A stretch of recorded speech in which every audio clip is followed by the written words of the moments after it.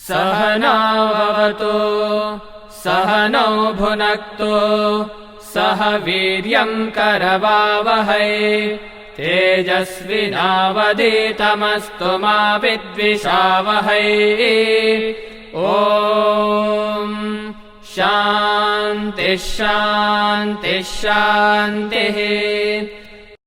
नीलाम्बुज श्यामल कोमलांगम सीता समारोपित वामभागम पाण्यो महासायक चारुचापं नमामि रामं रघुवंशनाथं नमामि रामं रघुवंशनाथं। ओम श्री साईराम।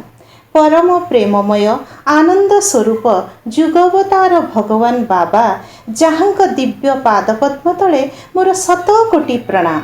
भगवान को अपार करुणा और दिव्य कृपा हेतु आज राज्य सत्यसाई सेवा संगठन द्वारा रामकथा रसवाहिनी नवान्न ऑनलाइन पारायण कार्यक्रम शुभारंभ हेबाकु जाउछि, जार सफलता पाई आम्भे माने परम ब्रह्म भगवान बाबांक निकटरे निजकु समर्पण करी आशीर्वाद भिक्षा करिबा। तत्सहित आजिर ई प्रेम भरा पवित्र ऑनलाइन पारायण कार्यक्रमर आध्यात्मिक परिवेशर परिधि मध्यरे उपस्थित सम्मानस्पद राज्य सभापति पूज्य पूज्या सम्माननीय साई आश्रित समस्त मौसा माउसी अपा भाई मानंकु मोर हृदय भरा सप्रेम साईरा। वर्तमान मु अनुरोध करी राज्य संगठनर साई सिम्फोनी टीम को सेमाने परम पूज्य भगवान को पादपद्म तले भक्ति और प्रेमर नैवेद्य हृदयर वीणा अर्पण करिबा पई एहाकु परिवेशन करिवे भौणी मानी माझी। ओम श्री साईराम।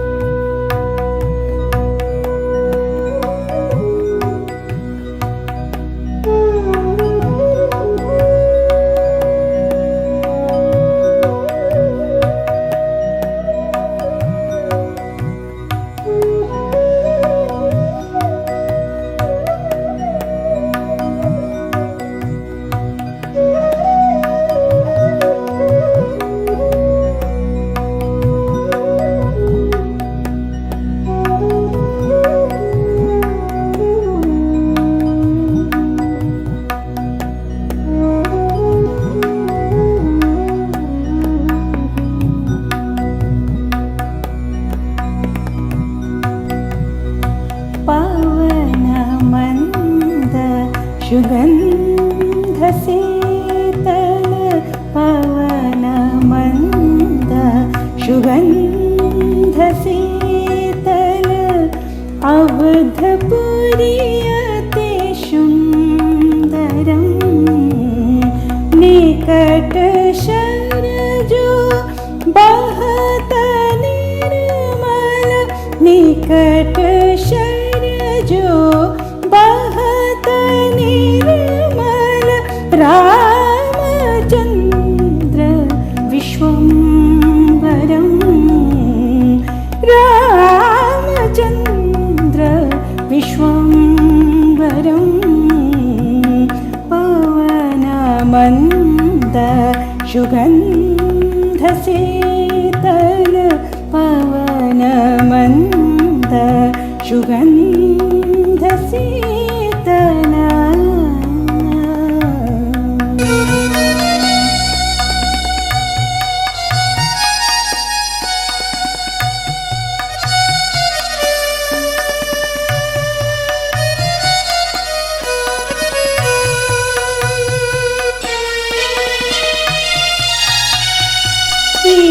इंद्रचन्द्र कुबेर नारद शेष शारद शङ्करम् इंद्र चन्द्र कुबेर नारद शेष सारद शङ्करं सिद्धमुनिजन करत जय जय सिद्धमुनिजन करत जय जय रामचन्द्र विश्वम्भरं रामचन्द्र विश्वम्भरं पवनमन्द सुगन्धशीतल पवनमन्द सुगन्धशीतल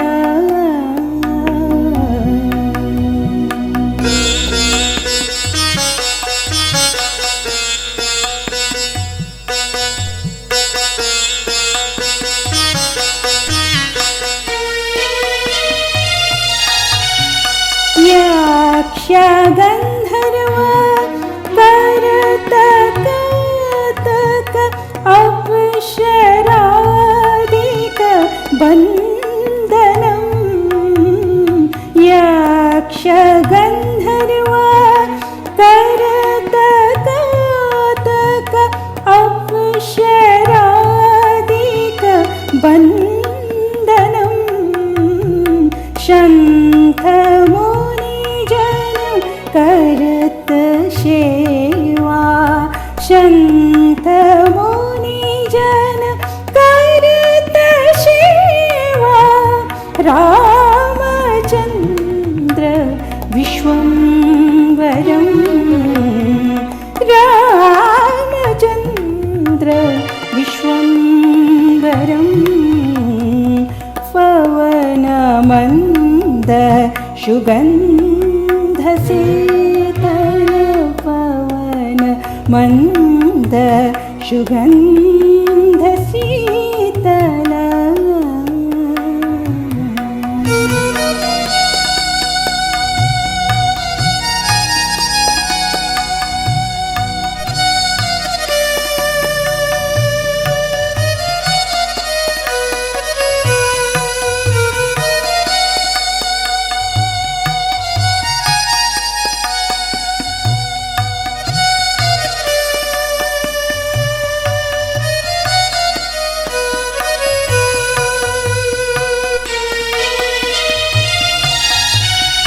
भरत लक्ष्मण चमरदारक शत्रुघ्न छत्रधरं भरत लक्ष्मण चमरदारक शत्रुघ्न छत्रधरं चरण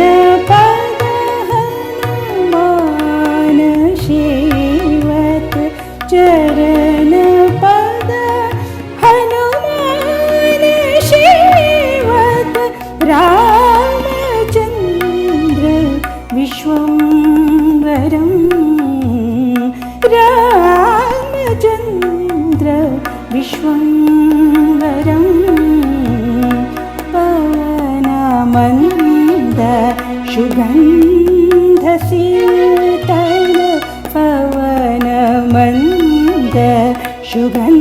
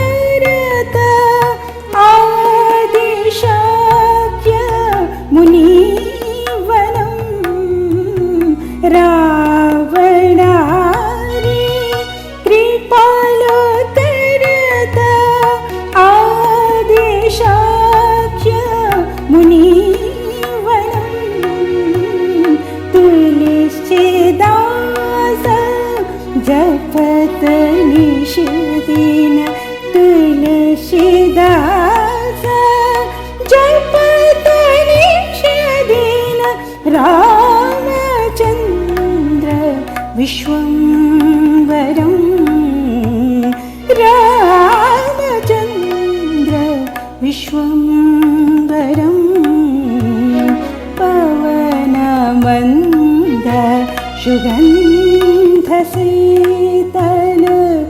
अवधपुरी अतिसुन्दरं निकटशरजो बहत निर्मल निकटशरजो बहत निर्मल रामचन्द्र विश्वम्भरं रामचन्द्र विश्वम्भरं पवनमन्द सुगन्धशीतल पवनमन्द सुगन्धशीतल पवनमन्द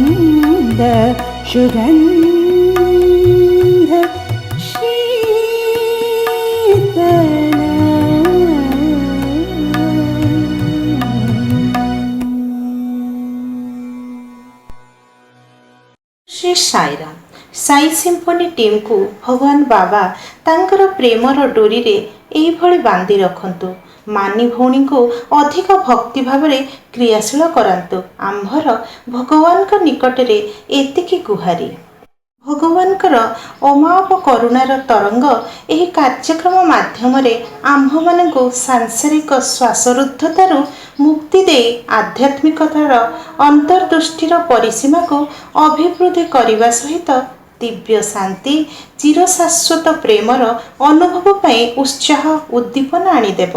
यह सहित साई आश्रित मानकु आध्यात्मिकतार राजपथरे चलिबार अभ्यास को निरवच्छिन्न भाव वृद्धि करिबार प्रयास करिब। एही परिप्रेक्षी रे वर्तमान मु अनुरोध करिबी आम राज्य संगठनर आध्यात्मिक संयोजक सम्माननीय भाई रमावल्लभ महापात्र को जी स्वागत संभाषण माध्यम उक्त कार्यक्रम को पर्यायक्रमे आगे नेबे। ओम श्री साईराम।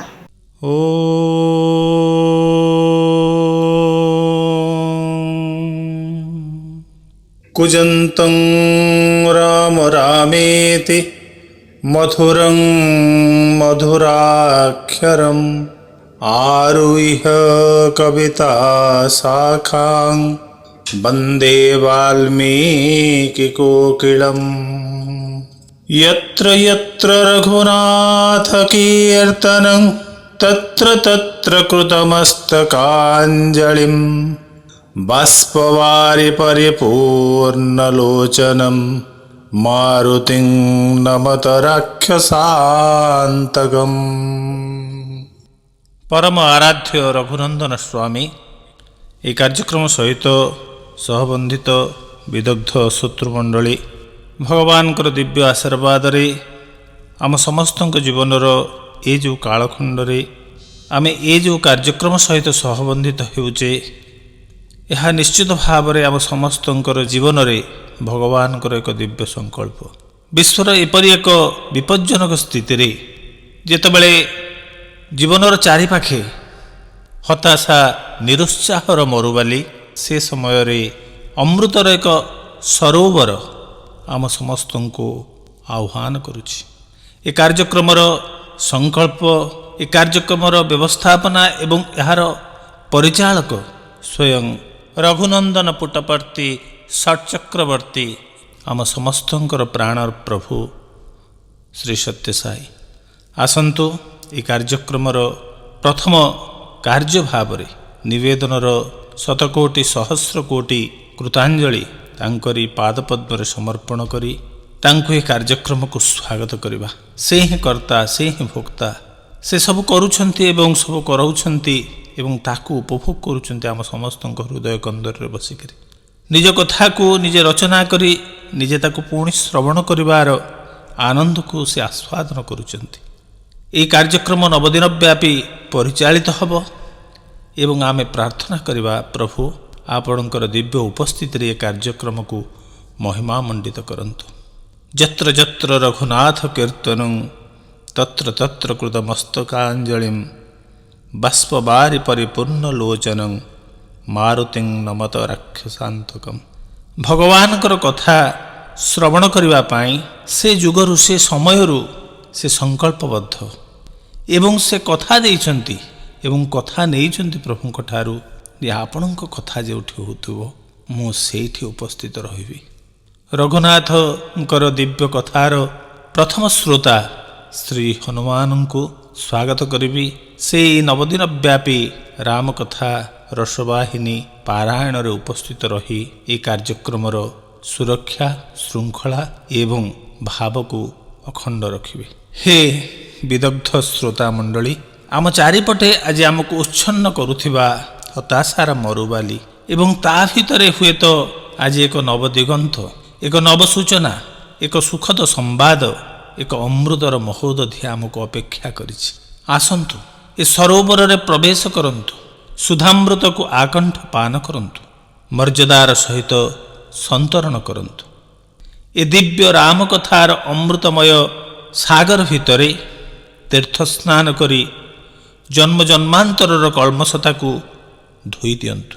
ଏ ସମୟ ହୁଏତ ପୁଣି ଥରେ ଜୀବନରେ ଆସିପାରେ ନ ଆସିପାରେ, ହୁଏତ ଏ ସୁଯୋଗ ଆମ ପାଖକୁ ପୁଣି ଥରେ ଆସିପାରେ ନ ଆସିପାରେ, କିନ୍ତୁ ଭଗବାନଙ୍କର ଦିବ୍ୟ ସଂକଳ୍ପରେ ଏ ଯେଉଁ କାର୍ଯ୍ୟକ୍ରମ ପରିଚାଳିତ ହେଉଛି ସେଥିରେ କାୟ ମନ ବାକ୍ୟରେ ଆମେ ସମସ୍ତେ ନିଜକୁ ସମର୍ପିତ କରି ସେଇ ରାମକଥାର ଅମୃତକୁ ପାନ କରିବା। କାର୍ଯ୍ୟକ୍ରମର ପ୍ରସ୍ତୁତକର୍ତ୍ତା, ପରିଚାଳନା ଦାୟିତ୍ୱରେ ରହିଥିବା ଭାଇ ଭଉଣୀ, ଅଗଣିତ ଶ୍ରୋତା, ବକ୍ତା, ସଂଯୋଜକ ସଂଯୋଜିକା, କର୍ମକର୍ତ୍ତା, ଯିଏ କେହି ବି ଏ କାର୍ଯ୍ୟକ୍ରମ ସହିତ ସହବନ୍ଧିତ ହୋଇଛନ୍ତି ସେ ସମସ୍ତେ କରୁଣାଧନ୍ୟ, ସେ ସମସ୍ତେ କୃପାଧନ୍ୟ, ସେ ସମସ୍ତଙ୍କ ପ୍ରତି ଭଗବାନଙ୍କର ଦିବ୍ୟ ଆଶୀର୍ବାଦ ରହିଛି ଏବଂ ସେଇଥିପାଇଁ ସମସ୍ତେ ଏ କାର୍ଯ୍ୟକ୍ରମ ସହିତ ସହବନ୍ଧିତ ହୋଇପାରିଛନ୍ତି। ଏ କଥାବସ୍ତୁ ଏକ ଅମୃତମୟ କଥାବସ୍ତୁ। ଶ୍ରୀମଦ୍ ଭାଗବତକୁ ଶୁକମୁଖର ଅମୃତ ବୋଲି କୁହାଯାଏ। ଏ ହେଉଛି ବାଳମୁଖ ଅମୃତ। ଏଠି ତିନୋଟି ଶିଶୁ ଦୃଶ୍ୟମାନ ହୁଅନ୍ତି। ସର୍ବାଗ୍ରେ ଯେଉଁ ଶିଶୁଟି ଦୃଶ୍ୟମାନ ହୁଏ, ହୁଏତ ଦିଗନ୍ତରରୁ ସେ ଗୋଟିଏ ଭାର କାନ୍ଧରେ ଧରି ଆଗକୁ ଆଗକୁ ବଢ଼ୁଛି। ସେ ଭାରର ଗୋଟିଏ ପଟେ ସେ ଆକାଶକୁ ଧରିଛି ଏବଂ ଆଉ ଗୋଟିଏ ପଟେ ପୃଥିବୀକୁ ଧରିଛି, ଗୋଟିଏ ପଟେ ଧର୍ମକୁ ଧରିଛି, ଗୋଟିଏ ପଟେ ଜଗତକୁ ଧରିଛି, ଗୋଟିଏ ପଟେ ପିତାଙ୍କୁ ଧରିଛି, ଗୋଟିଏ ପଟେ ମାତାଙ୍କୁ ଧରିଛି। ଧୀରେ ଧୀରେ ଚାଲି ଚାଲି ଆସୁଛି ଏବଂ ସେ ହିଁ ନିଜକୁ ଉତ୍ସର୍ଗ କରିଛି ଯେଉଁଥିରୁ ପ୍ରକଟିତ ହୋଇଛି ରାମକଥା, ରାମଚରିତ। ଏବଂ ଅନ୍ତରେ ଶେଷରେ ଆଉ ଦୁଇଟି ଶିଶୁଙ୍କର କଣ୍ଠରୁ ଝରି ପଡ଼ୁଛି ସେହି ସୁଧାମୃତ, ଯାହାକୁ ଆକଣ୍ଠ ପାନ କରି ଲୀଳା ମାନସ ବିଗ୍ରହ ଭଗବାନ ସ୍ମିତ ସ୍ମିତ ବଦନରେ ସେ ଲୀଳା ସମ୍ବରଣ କରିଛନ୍ତି। ତେଣୁ ଆମ ସମସ୍ତଙ୍କୁ ସେହି ଦିବ୍ୟ ଅମୃତକୁ ପାନ କରିବା ପାଇଁ ହେଲେ ଶିଶୁଟି ନିକଟରେ ଯେପରି ଶିଶୁ ହେଇ ନିଜ ହୃଦୟର ସମସ୍ତ ଗାମ୍ଭୀର୍ଯ୍ୟକୁ ଦୂର କରି ନିଜକୁ ସେହି ସ୍ତରକୁ ନେଇଯିବାକୁ ହୁଏ। ଆସନ୍ତୁ ଆମ ସମସ୍ତଙ୍କୁ ଭଗବାନ ସେ ଶକ୍ତି ଏବଂ ସାହସ ଦିଅନ୍ତୁ। ଆମେ ନିଜର ସେହି ଅହଂର ବିରାଟ ବଳୟକୁ ଛେଦନ କରି ରାମକଥା ଶ୍ରବଣରେ ନିଜକୁ ନିୟୋଜିତ କରିବା ଏବଂ ଏ କଥାକୁ ଶ୍ରବଣ କରିବା। ଏ କଥାବସ୍ତୁର ଚମତ୍କାରିତା ଭଗବାନଙ୍କର ଦିବ୍ୟ ଶକ୍ତି, ସାମର୍ଥ୍ୟ, ଐଶ୍ୱର୍ଯ୍ୟର ପରିପ୍ରକାଶ ନୁହେଁ। ଏଠି ସେ ଲୀଳା ମାନସ ବିଗ୍ରହ ଗୋଟିଏ ମଣିଷ ରୂପ, ମଣିଷର ଆଚରଣ, ମଣିଷର ପ୍ରବୃତ୍ତି ନେଇ ପ୍ରବେଶ କରିଛନ୍ତି। ଯେଉଁ ଆଚରଣକୁ ଲକ୍ଷ୍ୟ କରି ହର ଏବଂ ପାର୍ବତୀ ଶଙ୍କିତ ହେଉଛନ୍ତି। ଯେତେବେଳେ ଜାନକୀଙ୍କୁ ହରେଇ ବିକଳରେ ବନ ପ୍ରାନ୍ତରରେ ସେ କାନ୍ଦି କାନ୍ଦି ବୁଲୁଥିଲେ, ଗଛ ଲତା ପତ୍ର ପଶୁ ପକ୍ଷୀ ସମସ୍ତଙ୍କୁ ପଚାରି ବୁଝୁଥିଲେ ମୋ ସୀତା କାହାନ୍ତି ବୋଲି, ସେତେବେଳେ ପାର୍ବତୀ ପଚାରୁଛନ୍ତି ଶଙ୍କରଙ୍କୁ, କହୁଛନ୍ତି ହେ ହର, ଇଏ କ'ଣ ସେଇ ରାମ ଯିଏ ପରମ ବ୍ରହ୍ମ? ଶଙ୍କରଙ୍କର ଚକ୍ଷୁ ଆର୍ଦ୍ର ହୋଇଯାଉଛି। ସେ ମଧ୍ୟ ଭ୍ରମର ସେ ସ୍ତରକୁ ପଳାଇ ଯାଉଛନ୍ତି। ବାସ୍ତବିକ ଇଏ କ'ଣ ସେଇ ରାମ? ଏ ରାମ କଥା କୌଣସି ବ୍ୟକ୍ତିର ଗାଥା ନୁହେଁ, ଏହା କୌଣସି ମଣିଷର ବର୍ଣ୍ଣନା ନୁହେଁ, ଏହା ସେଇ ଅବାଙ୍ଗ୍ମାନସ ଗୋଚର, ସେଇ ପରମ ବ୍ରହ୍ମଙ୍କର ପରିପ୍ରକାଶର ଊର୍ଜା। ହେ ମୋର ପ୍ରିୟ ଭାଇ ଭଉଣୀମାନେ, ଏ ନବଦିନ ବ୍ୟାପୀ ରାମକଥା ଶ୍ରବଣର ଅପୂର୍ବ ସୌଭାଗ୍ୟ ଦେଇଥିବାରୁ ପୁଣି ଥରେ ଭଗବାନଙ୍କର ଶ୍ରୀଚରଣାର ବିନ୍ଦୁରେ କୃତଜ୍ଞତାର ସେ ଅଞ୍ଜଳି ସମର୍ପଣ କରି ଆସନ୍ତୁ ଏହି ରାମକଥାକୁ ଶ୍ରବଣ କରି ତାର ଆନନ୍ଦକୁ ହୃଦୟରେ ସାଇତି ରଖିବା। ସାଇରାମ। ଶ୍ରୀ ସାଇରାମ। ଭଗବାନ ବାବାଙ୍କ ନିକଟରେ ମୋର ଭକ୍ତିପୂର୍ଣ୍ଣ ନିବେଦନ, ଭାଇ ତାଙ୍କର ଆଧ୍ୟାତ୍ମିକ ଜ୍ଞାନ ଭଗବତ ପ୍ରେମ ମାଧ୍ୟମରେ ଆମ୍ଭମାନଙ୍କ ସାଧନାର ପଥକୁ ଆଗେଇ ନେବାରେ ପ୍ରୟାସ ଜାରି ରଖନ୍ତୁ। ସ୍ୱାମୀ କୁହନ୍ତି, ଆଧ୍ୟାତ୍ମିକ ସାଧକମାନଙ୍କ ପାଇଁ ସାଂସାରିକ ଭୋଗବିଳାସ ହେଉଛି ସବୁଠାରୁ ବଡ଼ ପ୍ରତିବନ୍ଧକ। ଭଗବତ ପ୍ରେମ ଓ ଭକ୍ତି ରସରେ ମନ ମଜିଗଲେ ଏହି ଦୁର୍ବଳତାରୁ ମୁକ୍ତି ମିଳିଥାଏ।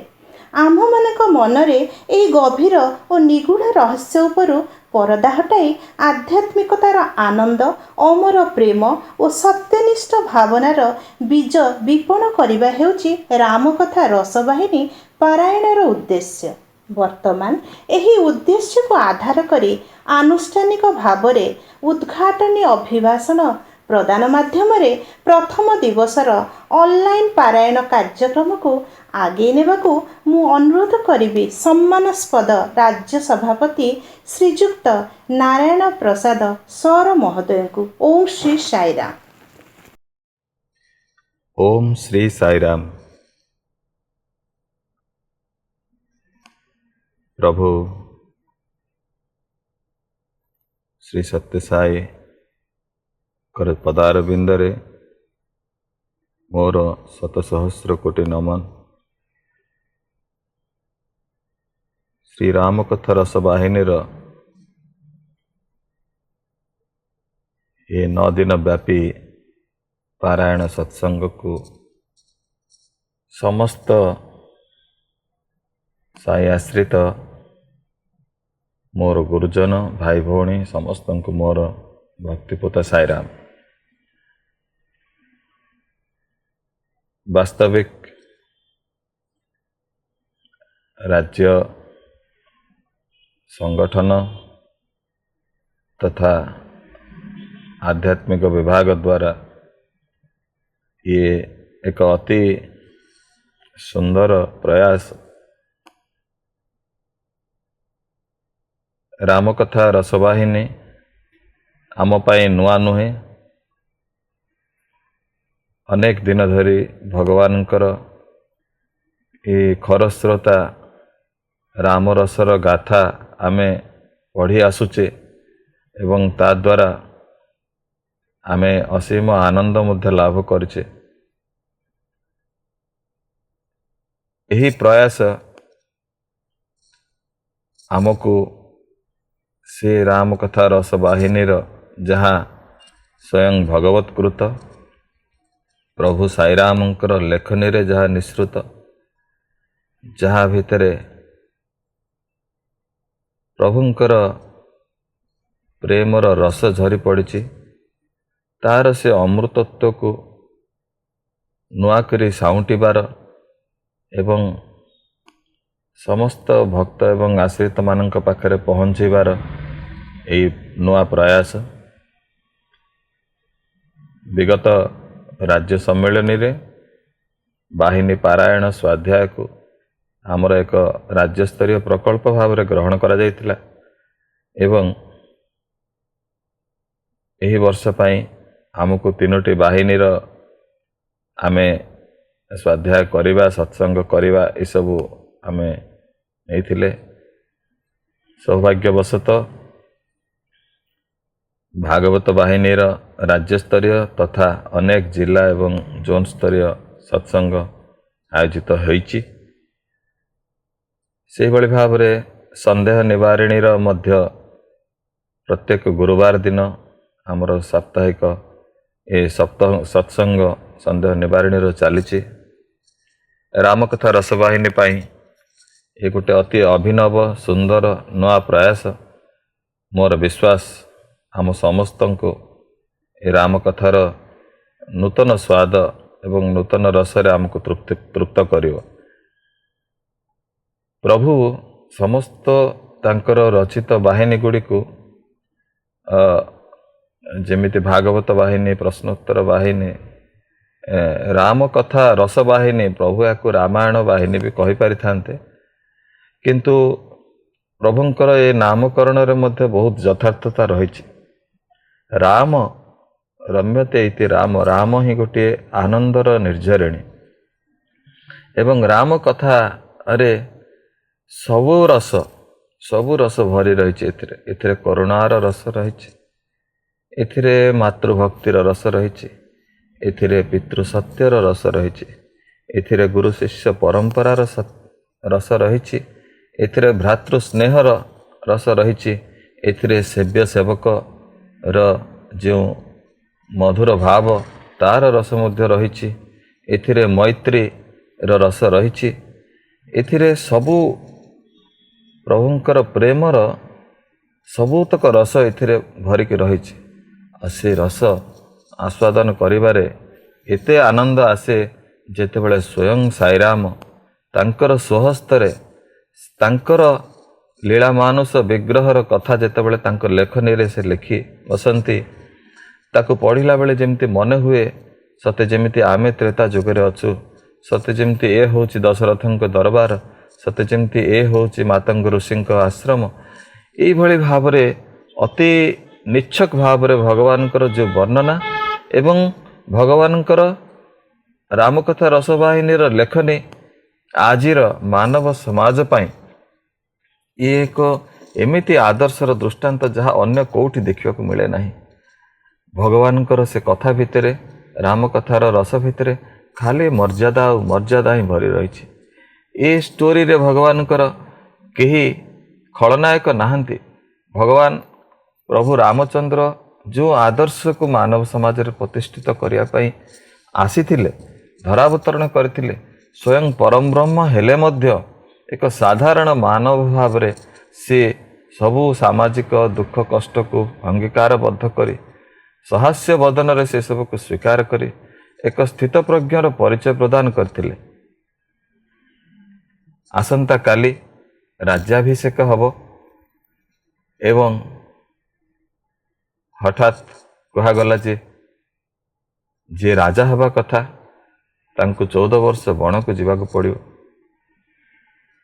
ଏ ସମ୍ବାଦକୁ ଜୀବନରେ ଏଇଭଳି ଯେତେବେଳେ ଝଡ଼ ଆମ ଜୀବନରେ ଆସେ, ଆମେ ଝଡ଼ ଝଞ୍ଜାକୁ ଆମେ କିଭଳି ଭାବରେ ପ୍ରସ୍ତୁତ ହୋଇ ରହିଥାଉ ସ୍ୱୀକାର କରିବା ପାଇଁ, ତାକୁ ଗ୍ରହଣ କରିବା ପାଇଁ ଏ ପ୍ରଭୁ ଶ୍ରୀ ରାମଚନ୍ଦ୍ର ସମଗ୍ର ମାନବ ଜାତି ଆଗରେ ଏକ ଆଦର୍ଶ ଭାବରେ ଉପସ୍ଥାପନା କରିଛନ୍ତି। କେବେ ବି ଦୁନିଆର ସବୁ ପ୍ରାଚୁର୍ଯ୍ୟ ତାଙ୍କ ଚରଣ ତଳେ ଥିଲେ ମଧ୍ୟ ସେ କେବେ ବି କୌଣସି ପ୍ରାଚୁର୍ଯ୍ୟକୁ ସେ ଉପଭୋଗ କରିନାହାନ୍ତି। ବରଂ ଜୀବନରେ ସେ ଏଇଭଳି ପରିସ୍ଥିତି ଗୁଡ଼ିକ ଗଢ଼ିଛନ୍ତି, ଯେତେବେଳେ ବି ତାଙ୍କ ପାଖକୁ ଖୁସି, ଯେତେବେଳେ ବି ତାଙ୍କ ପାଖକୁ କିଛି ଆନନ୍ଦ ଆସିବାର ରହୁଛି, ସେତେବେଳେ ଭଗବାନ ସାଙ୍ଗେ ସାଙ୍ଗେ ତାକୁ ପ୍ରତ୍ୟାଖ୍ୟାନ କରିବାର ଗୋଟେ ସୂତ୍ରପାତ କରିଛନ୍ତି ଏବଂ ଦେଖାଇ ଦେଇଛନ୍ତି ଯେ ଖୁସି ଏବଂ ଦୁଃଖ ଆମ ଜୀବନରେ ଚଲା ମେଘ ଭଳି ଏ ଆସେ ଏବଂ ଯାଏ, କିନ୍ତୁ ଆମେ ସବୁବେଳେ ଅପରିବର୍ତ୍ତିତ ରହିବା କଥା। ରାମଙ୍କର ପ୍ରଜା ପାଳନର ନୀତି, ରାଜନୀତି, ଏସବୁ ଜିନିଷ ଆଜିର ସମାଜ ପାଇଁ ପ୍ରତ୍ୟେକଙ୍କ ପାଇଁ ଅନୁକରଣୀୟ, ଅନୁସରଣୀୟ। ଏଇଭଳି ଏକ ଚିରସ୍ରୋତା ଗଙ୍ଗାରେ ବୁଡ଼ି ଆମେମାନେ ଏ ରାମକଥାର ରସ ପାନ କରିବା। ଏବଂ ମୁଁ ବିଶେଷ କରି ଏଇ ଯେଉଁ ଆୟୋଜକମାନଙ୍କୁ ଧନ୍ୟବାଦ ଦେବି, ଯେଉଁମାନେ ଅତି ସୁନ୍ଦର ଭାବରେ ଏହାର ସଂରଚନା କରିଛନ୍ତି, ଏହାର ପ୍ରାକ୍ ପ୍ରସ୍ତୁତି କରିଛନ୍ତି। ଆପଣମାନେ ଜାଣି ବହୁତ ଖୁସି ହେବେ ଯେ 9 ଦିନର ପାରାୟଣ ଆମର ମା ମାନେ ହିଁ ତାକୁ ପରିଚାଳନା କରିବେ। ସେମାନେ ତାକୁ ଆମ ଆଗରେ ବ୍ୟାଖ୍ୟା କରିବେ, ଭଗବାନଙ୍କର ରସପାନ କରାଇବେ। ଏଇଟା କରାଯିବା ପଥରେ ମଧ୍ୟ ଗୋଟେ ଗୁଡ଼ ରହସ୍ୟ ରହିଛି। ଆମର ଶକ୍ତି ସ୍ୱରୂପିଣୀ ଦିବସରେ ମା ମାନେ ବିଶେଷତଃ ପ୍ରାୟତଃ ପ୍ରତି ଜିଲ୍ଲାରେ, ପ୍ରତି ସମିତିରେ ଏ ରାମକଥା ରସବାହିନୀର ପାରାୟଣ କରାଯାଏ।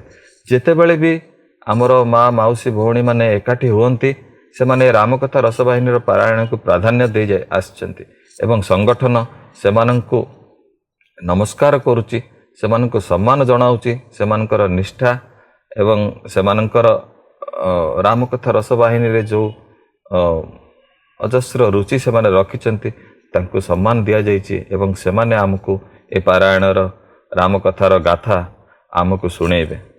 ତା ସହିତ ଆମର ଅତି ପ୍ରାଚୀନ ଓଡ଼ିଆ ପରମ୍ପରା ଚଉପାଇ ଧାରାରେ ପ୍ରତିଦିନର ଯେଉଁ ପାରାୟଣ ରହିଛି ତାକୁ ଏକ ସୁନ୍ଦର ପଙ୍କ୍ତି ଭାବରେ ଏକ କାବ୍ୟ ଆକାରରେ ଆମର ଶ୍ରଦ୍ଧେୟ ଭାଇ ଶ୍ରୀ ରମାବଲ୍ଲଭ ମହାପାତ୍ର ରାଜ୍ୟ ଆଧ୍ୟାତ୍ମିକ ସଂଯୋଜକ ତାକୁ ରଚନା କରିଛନ୍ତି। ମୋ ଭାଇଙ୍କୁ ମୋର ସାଧୁବାଦ ଦେବି। ଅତି ସୁନ୍ଦର ଭାବରେ ତାଙ୍କର ସେ ଲେଖା ଗୁଡ଼ିକ ରହିଛି। ମୋର ବିଶ୍ୱାସ ଆମ ସମସ୍ତଙ୍କୁ ବହୁତ ଆମୋଦ ପ୍ରଦାନ କରିବ। ଏବଂ ତା ସହିତ ମୁଁ ଆପଣମାନଙ୍କୁ ସମସ୍ତଙ୍କୁ ବିନମ୍ର ଅନୁରୋଧ କରୁଛି, ଏ 9 ଦିନ ଯେମିତି ଭକ୍ତ ଭଗବାନଙ୍କର ଗାଥା ଶୁଣିବା ପାଇଁ ବ୍ୟଗ୍ର ହୋଇଥାଏ, ଯେଭଳି ପରୀକ୍ଷିତ ମହାରାଜ ଶୁକମୁନିଙ୍କ ଠାରୁ ଭାଗବତ ଶୁଣିବା ପାଇଁ ଅତି ବ୍ୟଗ୍ରତା ପ୍ରକାଶ କରିଥିଲେ, ଆମେମାନେ ମଧ୍ୟ ସେଭଳି ଏ ରାମକଥା ରସବାହିନୀର ପ୍ରତିଦିନ ପାରାୟଣକୁ ଆମେ ଅପେକ୍ଷା କରି ରହିବା ଏବଂ ସେଇ 1.5 ଘଣ୍ଟା 2 ଘଣ୍ଟା ଆମେ ନିଜକୁ ହଜେଇ ଦେବା ରାମକଥାର ରସ ଭିତରେ। ତେଣୁ ଏ ପାରାୟଣର ସମ୍ପୂର୍ଣ୍ଣ ସର୍ବାଙ୍ଗ ସୁନ୍ଦରତା ଏବଂ ସୁଫଳ ପାଇଁ ଆମ ସମସ୍ତଙ୍କର ପ୍ରିୟ ପ୍ରଭୁ ସାଇରାମଙ୍କର ପାଦପଦ୍ମରେ ମୁଁ ପ୍ରାର୍ଥନା କରୁଛି, ପ୍ରଭୁ ଆମ ସହିତ ରୁହନ୍ତୁ, ଆପଣଙ୍କର କଥା ଆପଣଙ୍କ ଗାଥାର ରସରେ ଆମକୁ ପ୍ଲାବିତ କରନ୍ତୁ। ଜୟ ସାଇରାମ। ସାଇରାମ। ଆମ୍ଭମାନଙ୍କର ଆଧ୍ୟାତ୍ମିକ ଚିନ୍ତା ଓ ଚେତନାକୁ ଆଗକୁ ବଢ଼ାଇବା ପାଇଁ ଆପଣ ଏଇଭଳି ସର୍ବଦା ବଳିଷ୍ଠ ଦିଗ୍ଦର୍ଶନ ଦେଇ ଚାଲନ୍ତୁ। ସ୍ୱାମୀଙ୍କ ନିକଟରେ ଆମ୍ଭର ବିନମ୍ର ପ୍ରାର୍ଥନା। କଲ୍ୟାଣ ରାମା ଆନନ୍ଦ ରାମା ରାମା ଶ୍ରୀରାମା ଜୟ ଜୟ ରାମା କଲ୍ୟାଣ ରାମା ଆନନ୍ଦ ରାମା। ସ୍ୱାମୀ କୁହନ୍ତି, ଦିବ୍ୟ ନାମ ଚିରନ୍ତନ ସ୍ମରଣ ଓ ଉଚ୍ଚାରଣ ଐଶ୍ୱର୍ଯ୍ୟ ଆନନ୍ଦ ମୋକ୍ଷ ପ୍ରାପ୍ତିର ଉପଯୁକ୍ତ ମାର୍ଗ। ଏବେ ମୁଁ ରାଜ୍ୟ ସଂଗଠନର ସାଇ ସିମ୍ଫୋନି ଟିମ୍ର ଭଉଣୀ ମମତା ଅପାଙ୍କୁ ଆମନ୍ତ୍ରଣ କରିବି ପାଠସ୍ତୁତି ମାଧ୍ୟମରେ ଆଜିର ଏହି ଆଧ୍ୟାତ୍ମିକ ପାରାୟଣ କାର୍ଯ୍ୟକ୍ରମର ପରିବେଶକୁ ଭାବାତ୍ମକ ଓ ହୃଦୟସ୍ପର୍ଶୀ କରିବା ପାଇଁ। ଓଁ ଶ୍ରୀ ସାଇରାମ।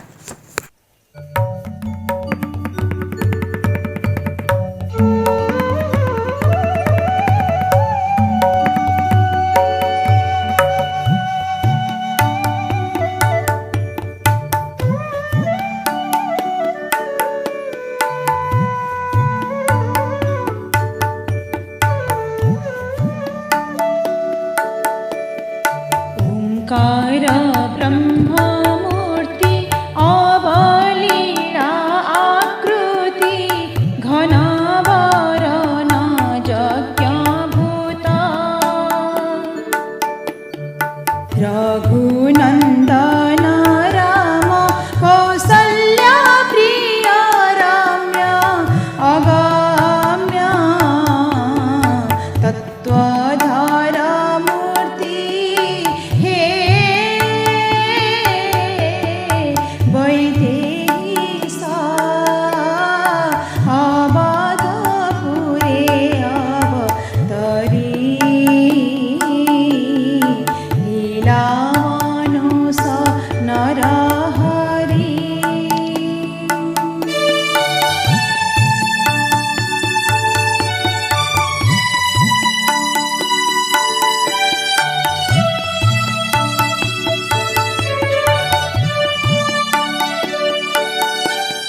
दाशरथी विशेष्य वसिष्ठ प्रिय शिष्य प्रसन्ना चित्त त्रिपुरारी हे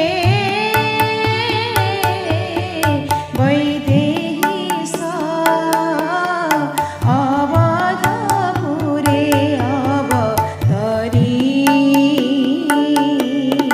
लीलामानुष नरहरि।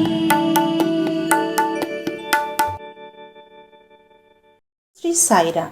ଭଉଣୀଙ୍କର ଏହି ସୁମଧୁର ପରିବେଷଣ ସର୍ବଦା ଆମ୍ଭମାନଙ୍କୁ ପ୍ରଭାବିତ କରୁଥାଉ। ପ୍ରେମମୟୀ ସାଇ ଜନନୀଙ୍କ ନିକଟରେ ଆମ୍ଭମାନଙ୍କର ବିନମ୍ର ପ୍ରାର୍ଥନା।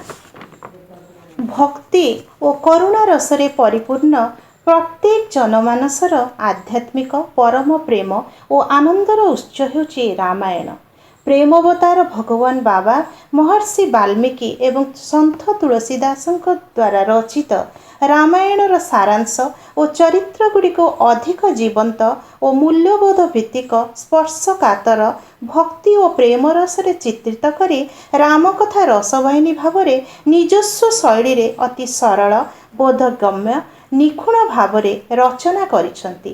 ଏହି ଦିବ୍ୟ ରଚନା ମାଧ୍ୟମରେ ସ୍ୱାମୀ ରାମାୟଣକୁ ବେଦର ସ୍ୱରୂପ ଓ ରାଜା ଦଶରଥଙ୍କର ଚାରିପୁତ୍ରଙ୍କୁ ଚାରି ବେଦ ସହିତ ତୁଳନା କରି ଏକ ଭିନ୍ନ ଧରଣର ଆଧ୍ୟାତ୍ମିକ ସ୍ୱାଦ ଆମ୍ଭମାନଙ୍କୁ ଚଖାଇଛନ୍ତି।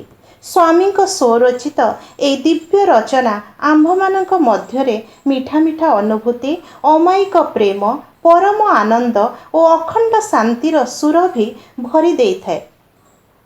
ରାମକଥା ରସବାହିନୀର ପାରାୟଣ କାର୍ଯ୍ୟକ୍ରମ ଆମ୍ଭମାନଙ୍କର ଆଧ୍ୟାତ୍ମିକ ସାଧନାର ଗଭୀରତା, ଗତିଶୀଳ କର୍ମମୟ ଜୀବନ, ଆତ୍ମଜ୍ଞାନର ପୂର୍ଣ୍ଣତା ପ୍ରାପ୍ତି ପାଇଁ ଗୁରୁତ୍ୱପୂର୍ଣ୍ଣ ଅଟେ। ଏହା ଆମ୍ଭମାନଙ୍କର ମାନସପଟରେ ଭରିଦେବ ଦିବ୍ୟ ପୁଷ୍ପାଞ୍ଜଳିର ସୁଗନ୍ଧ, ଚିରଶାଶ୍ୱତ ଭକ୍ତି ଓ ପ୍ରେମଭରା ଚିନ୍ତା ଓ ଚେତନା, ଯାହା ବସ୍ତୁବାଦୀ ସଂସାରର ଦୁଃଖ ଯନ୍ତ୍ରଣାରୁ ମୁକ୍ତି ଦେଇ ଆଧ୍ୟାତ୍ମିକ ପଥରେ ପୂର୍ଣ୍ଣ ସାଫଲ୍ୟ ମଣ୍ଡିତ କରିବ। ନିଜର ଆନନ୍ଦପୂର୍ଣ୍ଣ ଆତ୍ମା ସମ୍ବନ୍ଧରେ ସଜାଗ ନଥିବା ମଣିଷ ମନରେ ଅନନ୍ତ ଅସୀମ ଭଗବତ ଆନନ୍ଦ ଭରିଦେବ ଏହି ପାରାୟଣ କାର୍ଯ୍ୟକ୍ରମ। ପାରାୟଣ କାର୍ଯ୍ୟକ୍ରମର ପ୍ରଥମ ଦିବସରେ ଥିବା କଥାବସ୍ତୁର ଦିବ୍ୟ ଉପସ୍ଥାପନା ପାଇଁ ମୁଁ ବିନମ୍ର ଅନୁରୋଧ କରିବି ଆଜିର ମୁଖ୍ୟ ବକ୍ତା ପୂଜ୍ୟ ମାଉସୀ ପ୍ରିୟମ୍ବଦା ମହାନ୍ତି ମହୋଦୟାଙ୍କୁ। ଓଁ ଶ୍ରୀ ସାଇରାମ। ॐ साईश्वराय विद्महे सत्यदेवाय धीमहि तन्नः सर्वः प्रचोदयात्।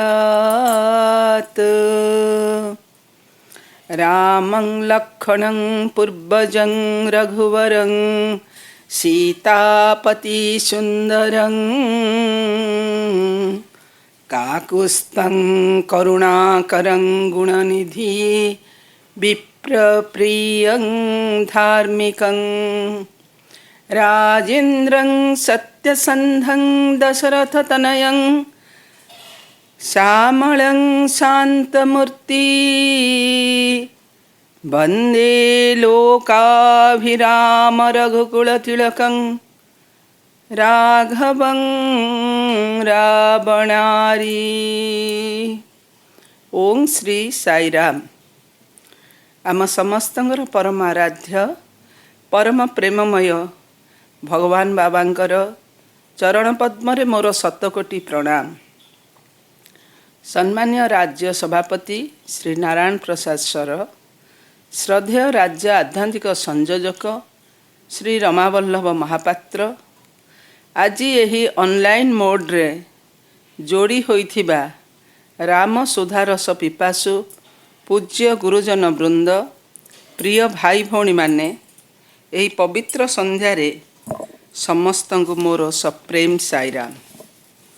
आज संध्या केवल पवित्र नुहे बरं यह आम समस्तंक पाई एक महार्घ्य और दिव्य संध्या।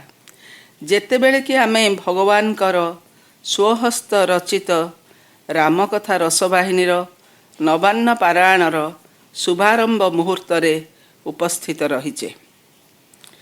आज यही नवान्न पारायणर प्रथम दिवस प्रथम चरण आमे श्रवण करिबा रामतत्व और दशरथ राम।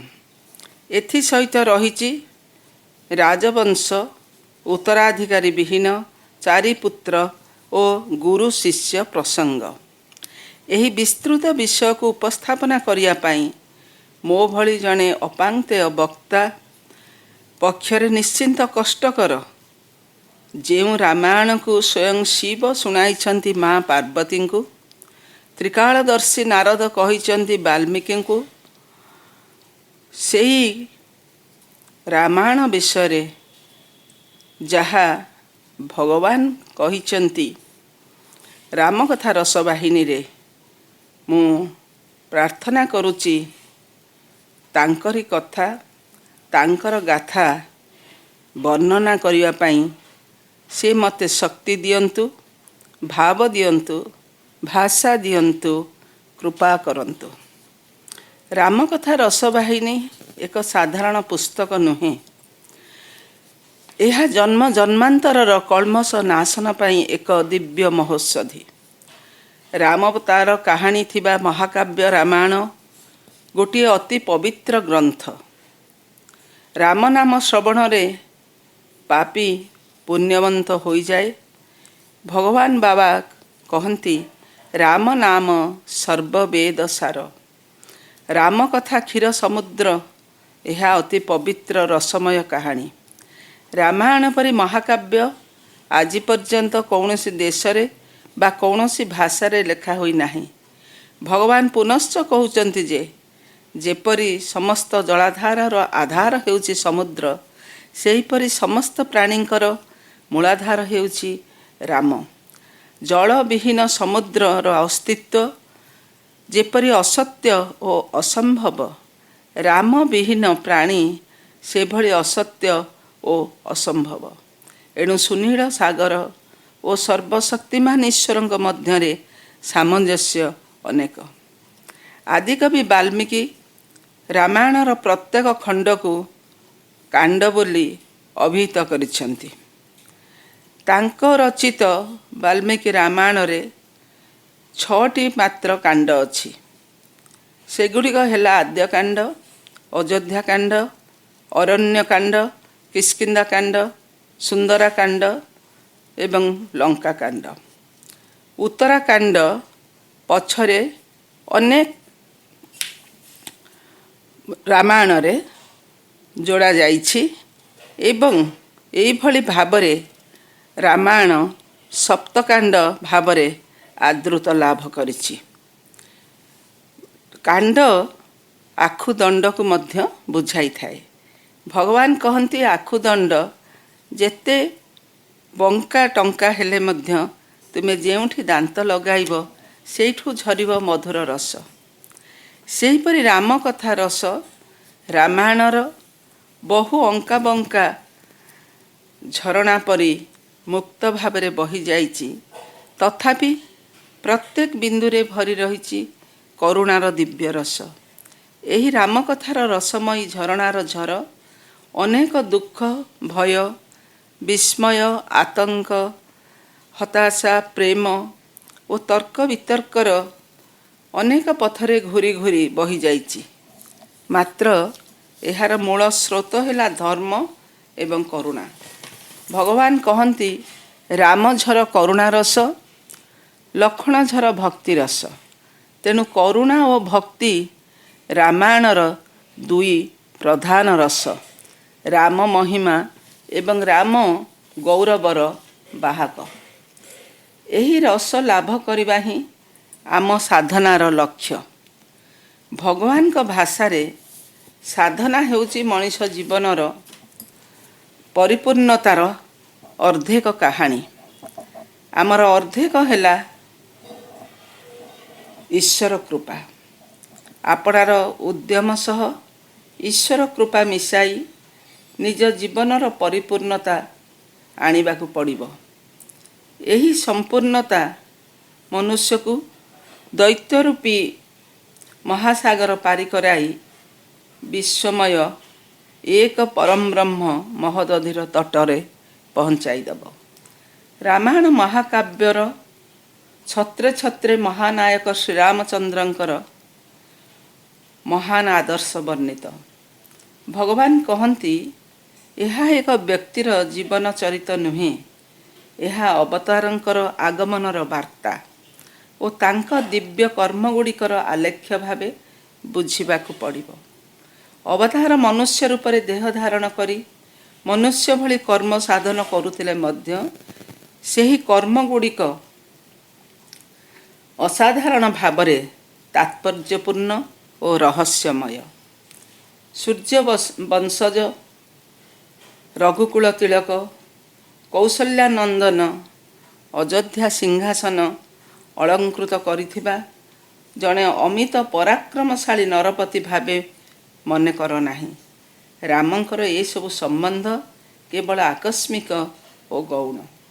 ଏସବୁକୁ ଅର୍ଥାତ୍ ବ୍ୟକ୍ତିଗତ ସମ୍ପର୍କକୁ ବଡ଼ ବୋଲି ନ ଦେଖି ସେମାନଙ୍କ ଜୀବନ ମଧ୍ୟରେ ଯେଉଁ ଆଦର୍ଶ ଓ ମୂଲ୍ୟବୋଧ ସେମାନେ ସ୍ଥାପନ କରିଛନ୍ତି ତାହା ହିଁ ମୁଖ୍ୟ ତଥା ଆମର ଅନୁକରଣୀୟ। ବ୍ୟକ୍ତିଗତ ଅସାର ଘଟଣା ଗୁଡ଼ିକ ରାମାୟଣର ପ୍ରକୃତ ଅର୍ଥଠାରୁ ଦୂରକୁ ଘେନିଯାଏ, କିନ୍ତୁ ଇତିହାସର ଯଥାର୍ଥ ଅଧ୍ୟୟନ ଜୀବନକୁ ଅଧିକ ସୁନ୍ଦର, ଅଧିକ ସମୃଦ୍ଧ ଓ ଅଧିକ ସାର୍ଥକ କରିଥାଏ। ଭଗବାନଙ୍କ ଭାଷାରେ ଇତିହାସର ଗୁଡ଼ାଏ ବାଜେ ଘଟଣା ଓ କାହାଣୀରେ ମଣିଷର ଦୃଷ୍ଟି ଲାଖି ରହିଯିବା ଉଚିତ ନୁହେଁ। ଏସବୁର ପ୍ରକୃତ ତାତ୍ପର୍ଯ୍ୟ ରହିଛି ଅନେକ ତଳେ।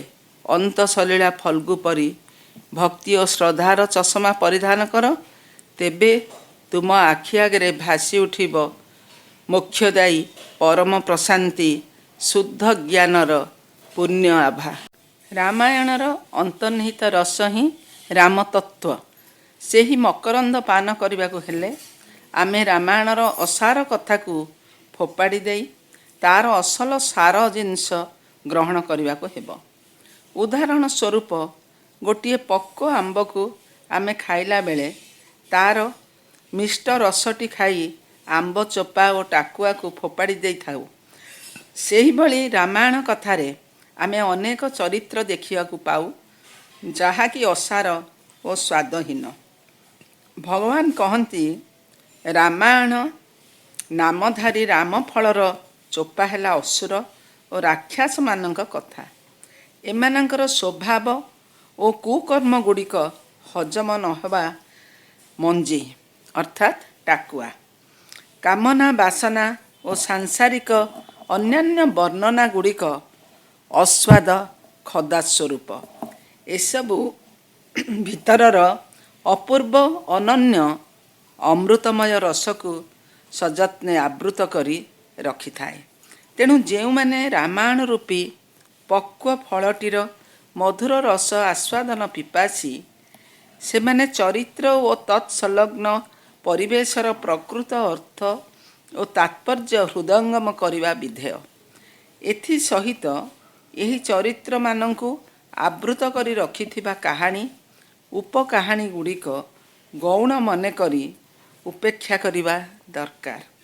ଏହି ଭାବରେ ରାମକଥା ଶ୍ରବଣରୁ ଶ୍ରୋତା ପ୍ରଭୂତ ଆନନ୍ଦ ଓ ଉପକୃତ ହୋଇପାରିବ। ବର୍ତ୍ତମାନ ରାମାୟଣର ପବିତ୍ର ତତ୍ତ୍ୱରୁ ରାମ କଥାର ତଥା ରାମ ନାମର ଅପାର୍ଥିବ ପ୍ରଭାବ ଓ ଆନନ୍ଦ ବିଷୟରେ କିଞ୍ଚିତ୍ ଆଲୋକପାତ କରିବା।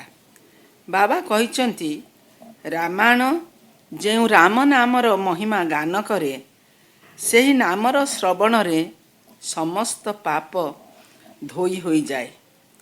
ପାପୀକି ପୁଣ୍ୟବନ୍ତ କରାଇଥାଏ ଏହି ରାମ ନାମ। ଏହି ନାମ ପରି ମନୋରମ ସ୍ୱୟଂ ନାମୀ ରାମଚନ୍ଦ୍ରଙ୍କୁ ମଧ୍ୟ ଭକ୍ତ ପାଖକୁ ଟାଣି ଆଣିପାରେ। ରାମ ନାମ ହେଉଛି ମହାମନ୍ତ୍ର। ଏହାକୁ ଠିକ୍ ଭାବେ ଜପ କଲେ ପୁଣ୍ୟ ହେବା ତ ସ୍ୱାଭାବିକ, କିନ୍ତୁ ଏହାକୁ ଓଲଟା ଜପ କଲେ ମଧ୍ୟ ପାପ କ୍ଷୟ ହୋଇ ପାପୀ ପୁଣ୍ୟ ଅର୍ଜନ କରିଥାଏ। ଆମେମାନେ ସମସ୍ତେ ଦସ୍ୟୁ ରତ୍ନାକର ରାମ ନାମ ଜପ କରିବା କଥା ଶୁଣିଛେ, ଯିଏକି ରାମ ନ କହି ମରା ମରା କହୁଥିଲେ, କିନ୍ତୁ ଦସ୍ୟୁ ରତ୍ନାକର ହିଁ ସେହି ପୁଣ୍ୟ ପ୍ରାପ୍ତି ଫଳରେ ଋଷି ମହର୍ଷି ବାଲ୍ମୀକିରେ ପରିଣତ ହୋଇଥିଲେ। ଦେବଦେବ ମହାଦେବ ସଦାସର୍ବଦା ରାମ ନାମ ଜପ କରୁଥାନ୍ତି। ଏହି ରାମ ନାମ ବିଷ୍ଣୁ ସହସ୍ର ନାମ ସହ ସମାନ ବୋଲି ମହାଦେବଙ୍କ ଠାରୁ ଶୁଣି ଜଗନ୍ମାତା ମା ପାର୍ବତୀ ଶିବଙ୍କ ସହ ରାମ ନାମ ଜପ କରନ୍ତି। ପଦ୍ମ ପୁରାଣରେ ଗୋଟିଏ ଉପାଖ୍ୟାନ ଏହି ବିଷୟରେ ରହିଛି। ମା ପାର୍ବତୀ ପ୍ରତଃ ବିଷ୍ଣୁ ସହସ୍ର ନାମ ପାଠ କରିବା ପରେ ଭୋଜନ କରିଥାନ୍ତି। ଦିନେ ଶିବ କହିଲେ, ପାର୍ବତୀ ଆସ ଭୋଜନ କରିବା। ପାର୍ବତୀ କହିଲେ, ପ୍ରଭୁ ମୋର ଏବେ ବିଷ୍ଣୁ ସହସ୍ର ନାମ ପାଠ କରିବା ବାକି ରହିଛି। ତହୁଁ ଶିବ କହିଲେ, ରାମ ରାମେତି ରାମେତି ରମେ ରାମେ ମନୋରମେ ସହସ୍ର ନାମ ତତ୍ତୁଲ୍ୟ ରାମ ନାମ ବରାନନେ। ଏପରି ରାମ ରାମ ରାମ ଯଦି 3 ଥର ଜଣେ ଉଚ୍ଚାରଣ କରିବ, ସିଏ ସର୍ବନାମ ପାଠ କରିବାର ଫଳ ମଧ୍ୟ ତାକୁ ମିଳିବ ବୋଲି ପୁରାଣରେ ଉଲ୍ଲେଖ ଅଛି। ଗୋସ୍ୱାମୀ ତୁଳସୀ ଦାସ ରାମ ନାମର ବନ୍ଦନା କରିବାକୁ ଯାଇ କହିଛନ୍ତି, ବନ୍ଦଇ ନାମ ରାମ ରଘୁବରକୋ ହେତୁ କୃଷାଣୁ ଭାନୁ ହିମକରକୋ। ଅର୍ଥାତ୍ ମୁଁ ରଘୁକୁଳ ଶ୍ରେଷ୍ଠ ରାମ ନାମର ବନ୍ଦନା କରୁଛି, ଯାହାକି କୃଷାଣୁ ଯେ ଅଗ୍ନି, ଭାନୁ ହେଉଛନ୍ତି ସୂର୍ଯ୍ୟ ଓ ହିମକର ଚନ୍ଦ୍ରର ହେତୁ ତଥା ବୀଜ। ଗଛର ଫଳରେ ଯେଉଁ ରସ ଥାଏ ତାହା ବୀଜରେ ହିଁ ଥାଏ। ବୀଜରୁ ସାରା ଗଛକୁ ରସ ମିଳିଥାଏ। ତେଣୁ ଅଗ୍ନି ବଂଶରେ ପରଶୁରାମ, ସୂର୍ଯ୍ୟ ବଂଶରେ ଶ୍ରୀରାମ ଏବଂ ଚନ୍ଦ୍ର ବଂଶରେ ବଳରାମ, ଏହିପରି 3 ବଂଶରେ ଭଗବାନ ଅବତରିତ ହୋଇଛନ୍ତି। ଏହି 3 ଅବତାର ରାମ ନାମ ଯୁକ୍ତ। ମାତ୍ର ରଘୁନାଥଙ୍କର ରାମ ନାମ ଏସବୁର ମୂଳ। ଗୋସ୍ୱାମୀ ତୁଳସୀ ଦାସ କହୁଛନ୍ତି, ମୁଁ ରଘୁନାଥଙ୍କର ସେହି ନାମର ବନ୍ଦନା କରୁଛି, ଯାହା ଅଗ୍ନିର ବୀଜ ର, ସୂର୍ଯ୍ୟଙ୍କର ବୀଜ ଆ ଏବଂ ଚନ୍ଦ୍ରଙ୍କର ବୀଜ ମ ଅଟେ। ରାମ ନାମରେ 3ଟି ଅବୟବ ଅଛି, ସେଇଗୁଡ଼ିକ ଏଇ ର, ଆ ଏବଂ ମ। ଏହି ରାମ ନାମ ବେଦମାନଙ୍କର ପ୍ରାଣ ସଦୃଶ୍ୟ। ପ୍ରଣବ ଅର୍ଥାତ୍ ଓଙ୍କାରକୁ ବେଦମାନଙ୍କର ପ୍ରାଣ ଭାବରେ ଗ୍ରହଣ କରାଯାଇଛି। ବେଦମାନେ କହନ୍ତି, ରାମ ନାମ ଗୁଣ ଚରିତ ସୁହାଏ ଜନମ କରମ ଅଗଣିତ ଶ୍ରୁତି ଗାଏ। ଯଥା ଅନନ୍ତ ରାମ ଭଗବାନ ତଥା କଥା କିରତି ଗୁଣ ନାନା। ସେମାନେ ବେଦମାନେ କହିଥାନ୍ତି, ଶ୍ରୀରାମଙ୍କ ଗୁଣ, ଚରିତ, ଜନ୍ମ ଓ କର୍ମ ସବୁ ଅପ୍ରମିତ ଏବଂ ମନୋରମ।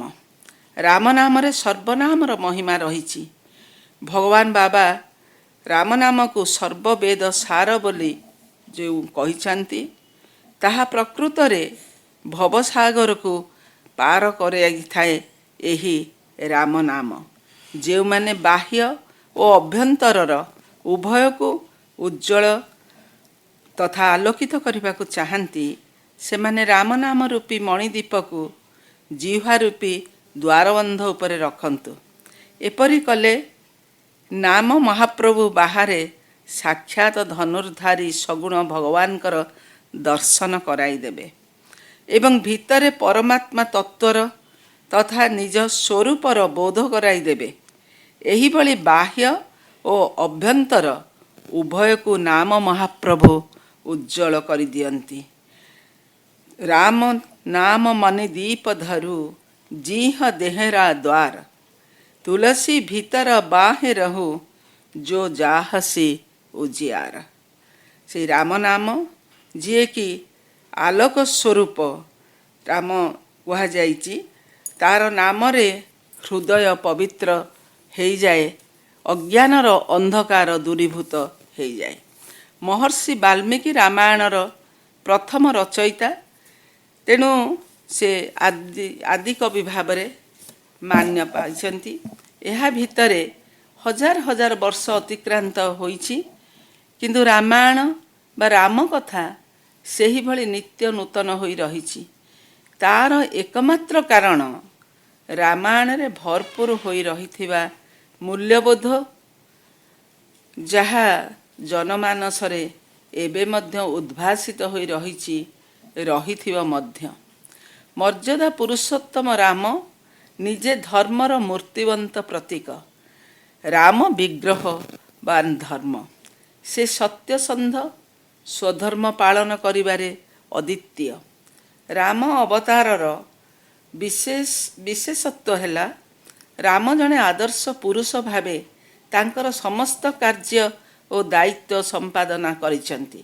ସେ ସମଦର୍ଶୀ, ତେଣୁ ସେ ଗୁହକ ସଙ୍ଗେ ବନ୍ଧୁତା କରିଛନ୍ତି ତଥା ସବରୀ ଭକ୍ତିରେ ସନ୍ତୁଷ୍ଟ ହୋଇ ତାର ପ୍ରଦତ୍ତ ଉଚ୍ଛିଷ୍ଟ କୋଳି ଆନନ୍ଦ ମନରେ ଗ୍ରହଣ କରିଛନ୍ତି। ବାଲ୍ମୀକି ନାରଦଙ୍କୁ ପଚାରୁଛନ୍ତି, ଆପଣ ଏଭଳି ଜଣେ ମନୁଷ୍ୟ ଏ ଧରଣୀରେ ସମ୍ପ୍ରତି ଥିବା ଜାଣନ୍ତି କି, ଯିଏ ଦିବ୍ୟ ଗୁଣାବଳୀରେ ପରିପୂର୍ଣ୍ଣ ଅଟନ୍ତି? ନାରଦ ତ୍ରିକାଳଦର୍ଶୀ, ସେ ରାମଚନ୍ଦ୍ରଙ୍କ ବିଷୟରେ ପୂର୍ଣ୍ଣ ଅବଗତ। ବାଲ୍ମୀକି ମହର୍ଷି ଜଣେ ମହାନ ଋଷି ଥିଲେ ଏବଂ ସେ ମଧ୍ୟ ରାମଙ୍କ ବିଷୟ ଜାଣିଥିଲେ, କିନ୍ତୁ ସେ ନାରଦଙ୍କୁ ପଚାରୁଛନ୍ତି ତାଙ୍କ ବିଷୟରେ, ଯିଏକି ରାମାୟଣର ପ୍ରଧାନ ଚରିତ୍ର ହେବେ, ଯିଏ ଗୁଣବାନ, ବୀର୍ଯ୍ୟବାନ, ଧର୍ମଜ, ସତ୍ୟବାକ୍ୟ, ବିଦ୍ୱାନ, ଜିତକ୍ରୋଧ ଇତ୍ୟାଦି 16 ଗୁଣର ଆଧାର ହୋଇଥିବେ। ନାରଦ କହିଲେ, ମୁଁ ମୋ ପିତା ବ୍ରହ୍ମାଙ୍କ ଠାରୁ ଏଭଳି ଜଣେ ଆଦର୍ଶ ମନୁଷ୍ୟଙ୍କ କଥା ଶୁଣିଛି। ସେ ଏଇ କଥା ନାରଦ ବ୍ରହ୍ମାଙ୍କ ଠାରୁ ଶୁଣିଥିବା ଏବଂ ରାମଙ୍କ କଥା କହିଲେ ଏବଂ ଏହାକୁ ଶୁଣିବା ପରେ ବାଲ୍ମୀକି ତାଙ୍କର ମହାକାବ୍ୟର ନାୟକଙ୍କ ଚରିତ୍ର ଚିତ୍ରଣ କଲେ। ଇକ୍ଷ୍ୱାକୁ ବଂଶ ପ୍ରଭବ ରାମ ନାମ ଜନୈଃ ନିୟତାତ୍ମା ମହାବୀର୍ଯ୍ୟ ଦ୍ୟୁତିମାନ ଧୃତିମାନ ବଶୀ। ଇକ୍ଷ୍ୱାକୁ ବଂଶ ଉଦ୍ଭବ, ବଂଶରେ ଜନ୍ମ ନେଇଥିବା ଲୋକମାନେ ଯାହାକୁ ରାମ ବୋଲି କହନ୍ତି, ରାମ ବୋଲି ଜାଣନ୍ତି, ସେ ସମଦର୍ଶୀ, ସେ ଅପରିମିତ ସାହସୀ, ଯେ ଅତ୍ୟନ୍ତ ଧୀର, ଯିଏ ଦୀପ୍ତିବନ୍ତ ଏବଂ ସେ ମଧ୍ୟ ଜିତେନ୍ଦ୍ରିୟ। ଈଶ୍ୱର ଯେତେବେଳେ ଧର୍ମ ରକ୍ଷଣ ପାଇଁ ମନୁଷ୍ୟ ଦେହ ଧାରଣ କରନ୍ତି, ଏହି ଧରାପୃଷ୍ଠରେ ଅବତୀର୍ଣ୍ଣ ହୁଅନ୍ତି, ସେ ମନୁଷ୍ୟଚିତ ଆଚରଣ ଦେଖାଇଥାନ୍ତି। ତାହା ମଧ୍ୟ ଅତ୍ୟନ୍ତ ଆବଶ୍ୟକ। ଆଦର୍ଶ ଜୀବନର ନିଦର୍ଶନ ରଖିବାକୁ ତାଙ୍କୁ ପଡ଼ିଥାଏ ଏବଂ ମନୁଷ୍ୟ ଭାବରେ ହିଁ ମନୁଷ୍ୟକୁ ଆନନ୍ଦ ଓ ଶାନ୍ତି ପ୍ରଦାନ କରିବାକୁ ପଡ଼େ। ତାଙ୍କର ଲୀଳା ସ୍ଥୂଳ ଦୃଷ୍ଟିକୋଣରୁ ସାଧାରଣ ମନେ ହୋଇପାରେ, ମାତ୍ର ତାଙ୍କର ପ୍ରତ୍ୟେକ କର୍ମରେ ସତ୍ୟ, ଶିବ, ସୁନ୍ଦର ଓ ଆନନ୍ଦର ପରିପ୍ରକାଶ ଘଟିଥାଏ। ରାମ ଏକ ଆଚରଣ। ରାମ ସାଧାରଣ ମନୁଷ୍ୟର ଜୀବନ ବଞ୍ଚି ଅସାଧାରଣ ବଞ୍ଚିବାର ଜୀବନ ଶୈଳୀ ଶିଖାଇଛନ୍ତି। ରାମ କଥା ଜଣେ ବ୍ୟକ୍ତିଙ୍କ କାହାଣୀ ନୁହେଁ, ଭଗବାନ କହନ୍ତି ଏହା ସମଗ୍ର ବିଶ୍ୱର କାହାଣୀ। ରାମ ସମଗ୍ର ପ୍ରାଣୀଙ୍କର ମୂଳ ସତ୍ତା, ବ୍ରହ୍ମଙ୍କର ମୂର୍ତ୍ତିମନ୍ତ ପ୍ରକାଶ। ତେଣୁ ସେ ସର୍ବଭୂତାରାତ୍ମା, ସର୍ବକାରଣ, ସର୍ବମୟ ଓ ସର୍ବକାଳଗତ ପୁରୁଷୋତ୍ତମ। ତାଙ୍କର କାହାଣୀ ଅତୀତ ବୋଲି କୌଣସି ନିର୍ଦ୍ଦିଷ୍ଟ ସମୟର କଥା ନୁହେଁ, ଏହା ବରଂ ଶେଷହୀନ ବର୍ତ୍ତମାନ ଏବଂ ଭବିଷ୍ୟତ ସହ ଆଦି ଅନ୍ତହୀନ ସମୟର ଏ ଅବିଚ୍ଛିନ୍ନ ଅସରା କାହାଣୀ। ଭଗବାନ କହନ୍ତି ରାମ ଗୋଟିଏ ତତ୍ତ୍ୱ। ସେ ଆପଣାର ଅପ୍ରତିହତ ଆକର୍ଷଣ ବଳରେ ପ୍ରକୃତିର ଅସଂହତ ମୌଳିକତା ମଧ୍ୟରେ ଶ୍ରଦ୍ଧା ସଂହତି ପ୍ରତିଷ୍ଠା କରେ।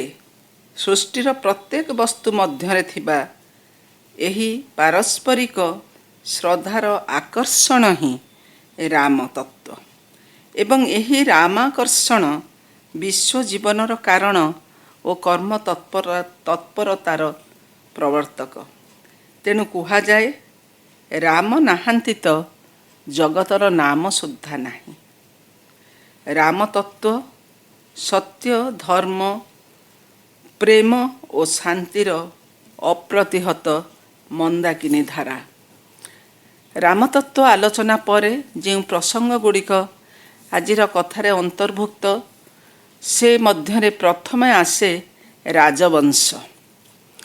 ରାମଚନ୍ଦ୍ର ଯେଉଁ ପବିତ୍ର ସୂର୍ଯ୍ୟବଂଶରେ ଜନ୍ମଗ୍ରହଣ କରିଥିଲେ, ସେହି ସୂର୍ଯ୍ୟବଂଶର ସିଏ ହେଉଛନ୍ତି 58ତମ ପୁରୁଷ ଅର୍ଥାତ୍ ଜେନେରେସନ୍। ଏହି ପବିତ୍ର ରାଜବଂଶରେ ମନୁ, ଇକ୍ଷ୍ୱାକୁ ଇତ୍ୟାଦି ଜନ୍ମଗ୍ରହଣ କରିଥିଲେ। ସେହି ବଂଶରେ ଖଟ୍ୱାଙ୍ଗ ନାମରେ ଜଣେ ପରାକ୍ରମଶାଳୀ ଲୋକପ୍ରିୟ ସମ୍ରାଟ ଥିଲେ। ପ୍ରଜାମାନେ ତାଙ୍କୁ ସ୍ୱୟଂ ଈଶ୍ୱରଙ୍କ ପରି ଭକ୍ତି ଓ ଶ୍ରଦ୍ଧା କରୁଥିଲେ। ଖଟ୍ୱାଙ୍ଗର ଏକମାତ୍ର ପୁତ୍ର ଥିଲେ ଦିଲୀପ। ସେ ପିତାଙ୍କ ଭଳି ଗୁଣବାନ ଜ୍ଞାନୀ ଥିଲେ। ଦିଲୀପଙ୍କ ପତ୍ନୀ ଥିଲେ ସୁଲକ୍ଷଣା। ସେ ନାରୀର ସମସ୍ତ ସଦ୍ଗୁଣର ବିଭୂଷିତା ଥିଲେ। ଦିଲୀପ ଧର୍ମର ଅବତାର ଥିଲେ। ଖଟ୍ୱାଙ୍ଗ ବାର୍ଦ୍ଧକ୍ୟରେ ରାଜ୍ୟଭାର ଦିଲୀପଙ୍କ ହସ୍ତରେ ନ୍ୟସ୍ତ କରି ନିଶ୍ଚିନ୍ତ ହେଲେ। ଦିଲୀପ ପିତାଙ୍କ ଭଳି ନ୍ୟାୟ ଓ ଧର୍ମପରାୟଣ ଥିଲେ ଏବଂ ନୀତିକୁ କଠୋର ଭାବେ ପାଳନ କରୁଥିଲେ। ରାଜା ରାଣୀଙ୍କର ସମସ୍ତ ଶ୍ରୀ, ଗୌରବ ଓ ଯଶର ପ୍ରାଚୁର୍ଯ୍ୟ ମଧ୍ୟରେ ଗୋଟିଏ ବିରାଟ ଶୂନ୍ୟତା ଥିଲା। ତାହା ହେଲା ସେମାନେ ନିଃସନ୍ତାନ ଥିଲେ। ସେମାନେ ଏହି କଥା ଥରେ ବ୍ୟକ୍ତ କରିବା ପାଇଁ ତାଙ୍କର ବଂଶର କୁଳଗୁରୁ ବଶିଷ୍ଠଙ୍କ ପାଖକୁ ଗଲେ ଏବଂ ନିଜର ମନର ବ୍ୟଥା ଜଣାଇଲେ। ବଶିଷ୍ଠ ଏହାର ପ୍ରତିକାର ପାଇଁ ତାଙ୍କ ଆଶ୍ରମରେ ରହୁଥିବା କାମଧେନୁ ନନ୍ଦିନୀଙ୍କ ସେବା ପାଇଁ ଦିଲୀପଙ୍କୁ ପରାମର୍ଶ ଦେଲେ। ନନ୍ଦିନୀଙ୍କୁ ପୂର୍ଣ୍ଣ ସୁରକ୍ଷା ଦେବାକୁ ବଶିଷ୍ଠ ଦିଲୀପଙ୍କୁ କହିଥିଲେ।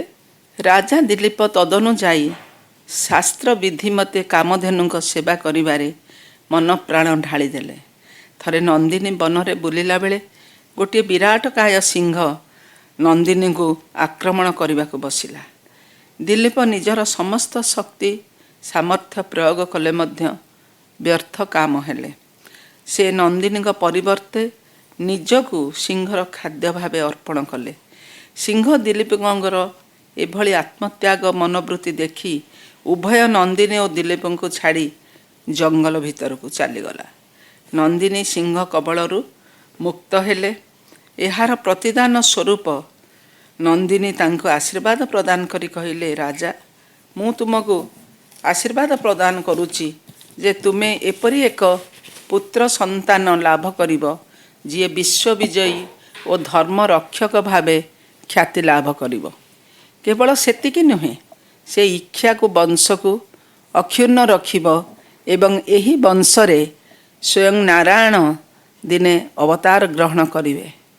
ନନ୍ଦିନୀଙ୍କର ଆଶୀର୍ବାଦ ସ୍ୱରୂପ ରାଜା ଦିଲୀପ ଓ ରାଣୀ ସୁଲକ୍ଷଣାଙ୍କର ଏକ ପୁତ୍ର ସନ୍ତାନ ଜନ୍ମ ହେଲା। କୁଳଗୁରୁ ବଶିଷ୍ଠ ଏହି ତେଜିଆନ ଶିଶୁପୁତ୍ରଟିର ନାମ ରଖିଲେ ରଘୁ। ରଘୁ ବଡ଼ ହେଲା ପରେ ପିତାଙ୍କ ଠାରୁ ରାଜ୍ୟ ଶାସନ ଠାରୁ ଆରମ୍ଭ କରି ଅନେକ ମୂଲ୍ୟବାନ ଉପଦେଶ ପ୍ରାପ୍ତ ହେଲେ। କାଳକ୍ରମେ ସେ ରାଜ୍ୟ କାର୍ଯ୍ୟ ପରିଚାଳନା କଲେ। ରାଜା ରଘୁ ଜଣେ ଧର୍ମଭୀରୁ ଓ ଈଶ୍ୱର ଅନୁଗ୍ରହ ପ୍ରୟାସୀ ବ୍ୟକ୍ତି ଥିଲେ। ସେ ବେଦଜ୍ଞ ପଣ୍ଡିତମାନଙ୍କର ପରିପୋଷଣ କରୁଥିଲେ। ତାଙ୍କର ପୁତ୍ର ସନ୍ତାନର ନାମ ଥିଲା ଅଜ। ସେ ଜଣେ ବିଦ୍ୱାନ ଓ ସର୍ବବିଦ୍ୟାରେ ପାରଦର୍ଶୀ ଥିଲେ। ତାଙ୍କ ପତ୍ନୀଙ୍କ ନାମ ଥିଲା ଇନ୍ଦୁମତୀ। ଅଜ ଓ ଇନ୍ଦୁମତୀଙ୍କର ପୁତ୍ର ହେଲେ ଦଶରଥ। ଦଶରଥ କାଳକ୍ରମେ ରାଜ୍ୟଭାର ଗ୍ରହଣ କଲେ। ସେ ଏକକାଳୀନ 10 ଜଣ ମହାରଥୀଙ୍କର ବୀରତ୍ୱ, ସାହସ ଓ କୌଶଳର ଅଧିକାରୀ ଥିଲେ। ଦଶରଥଙ୍କର ପ୍ରବଳ ପରାକ୍ରମୀ ରଥ ଆଗରେ କେହି ହେଲେ ଦଣ୍ଡେ ମାତ୍ର ଠିଆ ହୋଇପାରୁନଥିଲେ। ଦଶରଥ ଓ କୌଶଲ୍ୟାଙ୍କର ପୁତ୍ର ହେଲେ ରାମଚନ୍ଦ୍ର। ରାମଚନ୍ଦ୍ରଙ୍କର 2 ଜଣ ପୁତ୍ର ଲବ ଏବଂ କୁଶ। ଏହାପରେ ଆମେ ଆସିବା ଏହି ରାଜବଂଶର ଉତ୍ତରାଧିକାରୀ ବିହୀନ ଆଲୋଚନା ଏହି ପ୍ରସଙ୍ଗରେ ଆଲୋଚନା କରିବା। ଦଶରଥଙ୍କର ଯଶ କୀର୍ତ୍ତି ଶୁଣି ଲଙ୍କାର ରାକ୍ଷସ ରାଜା ରାବଣ ଏତେ ଈର୍ଷାପରାୟଣ ହୋଇ ଉଠିଲେ ଯେ କୌଣସି ପ୍ରକାରେ ଦଶରଥଙ୍କୁ ଜୀବନରେ ମାରିଦେବାକୁ ଚକ୍ରାନ୍ତ କରିଲେ ଓ ସେଥିପାଇଁ ଦଶରଥଙ୍କ ସହ ଯୁଦ୍ଧ କରି କିଛି ଗୋଟାଏ କାରଣ ବାହାର କରି ଗୋଟିଏ ରାକ୍ଷସକୁ ଦଶରଥଙ୍କ ରାଜଦରବାରକୁ ପଠାଇଲେ। ସେ ଦୂତ ରାବଣର ଆଜ୍ଞା ମତେ ଦଶରଥଙ୍କ ଠାରୁ ରାଜସ୍ୱ ଦାବି କଲା ଏବଂ ସମସ୍ତ ନୈତିକତାକୁ ତ୍ୟାଗ କରି ରାଜା ଦଶରଥଙ୍କୁ ଯୁଦ୍ଧର ଧମକ ଦେଲା। ଏହି ପ୍ରସ୍ତାବରେ ଦଶରଥ ଅପମାନିତ ହୋଇ ତତ୍କ୍ଷଣାତ୍ ବାଣ ମାରି ଲଙ୍କାର ଦ୍ୱାର ରୁଦ୍ଧ କରିଦେଲେ।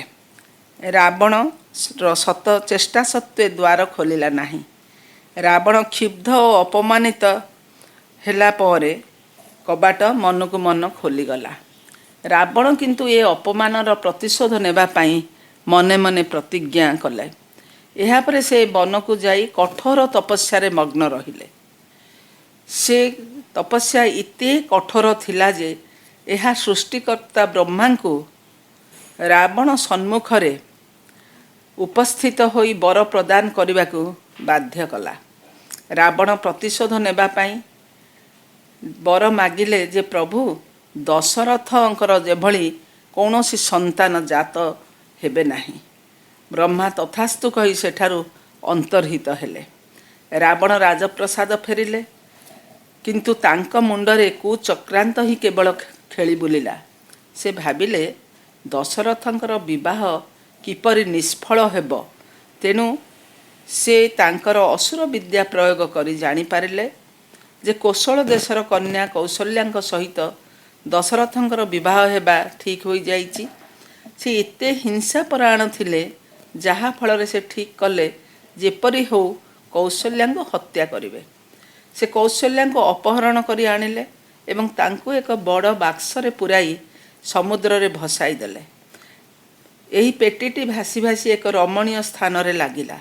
ସଂଯୋଗ କ୍ରମେ ଦଶରଥ ସୁମନ୍ତଙ୍କ ସହିତ ସେହି ସ୍ଥାନରେ ଉପସ୍ଥିତ ଥିଲେ। ସେ ବାକ୍ସଟି କୂଳରେ ଲାଗିଥିବାର ଦେଖିଲେ। ଖୋଲି ଦେଖିଲା ବେଳକୁ ଏକ ଦିବ୍ୟ ଆଭାଯୁକ୍ତ କନ୍ୟା ସେଠାରେ ରହିଛନ୍ତି।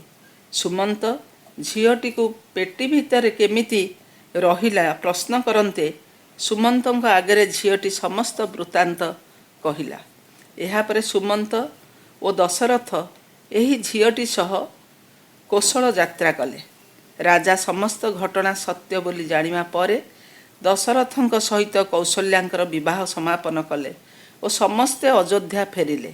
ଅଯୋଧ୍ୟାରେ ସେ ରାଜକାର୍ଯ୍ୟ ଅତି ଦକ୍ଷତାର ସହ ପରିଚାଳନା କରୁଥିଲେ ଏବଂ ଜଣେ ପ୍ରଜାବତ୍ସଳ ରାଜା ଭାବରେ ଦଶରଥଙ୍କର ଯଥେଷ୍ଟ ସୁଖ୍ୟାତି ଥିଲା।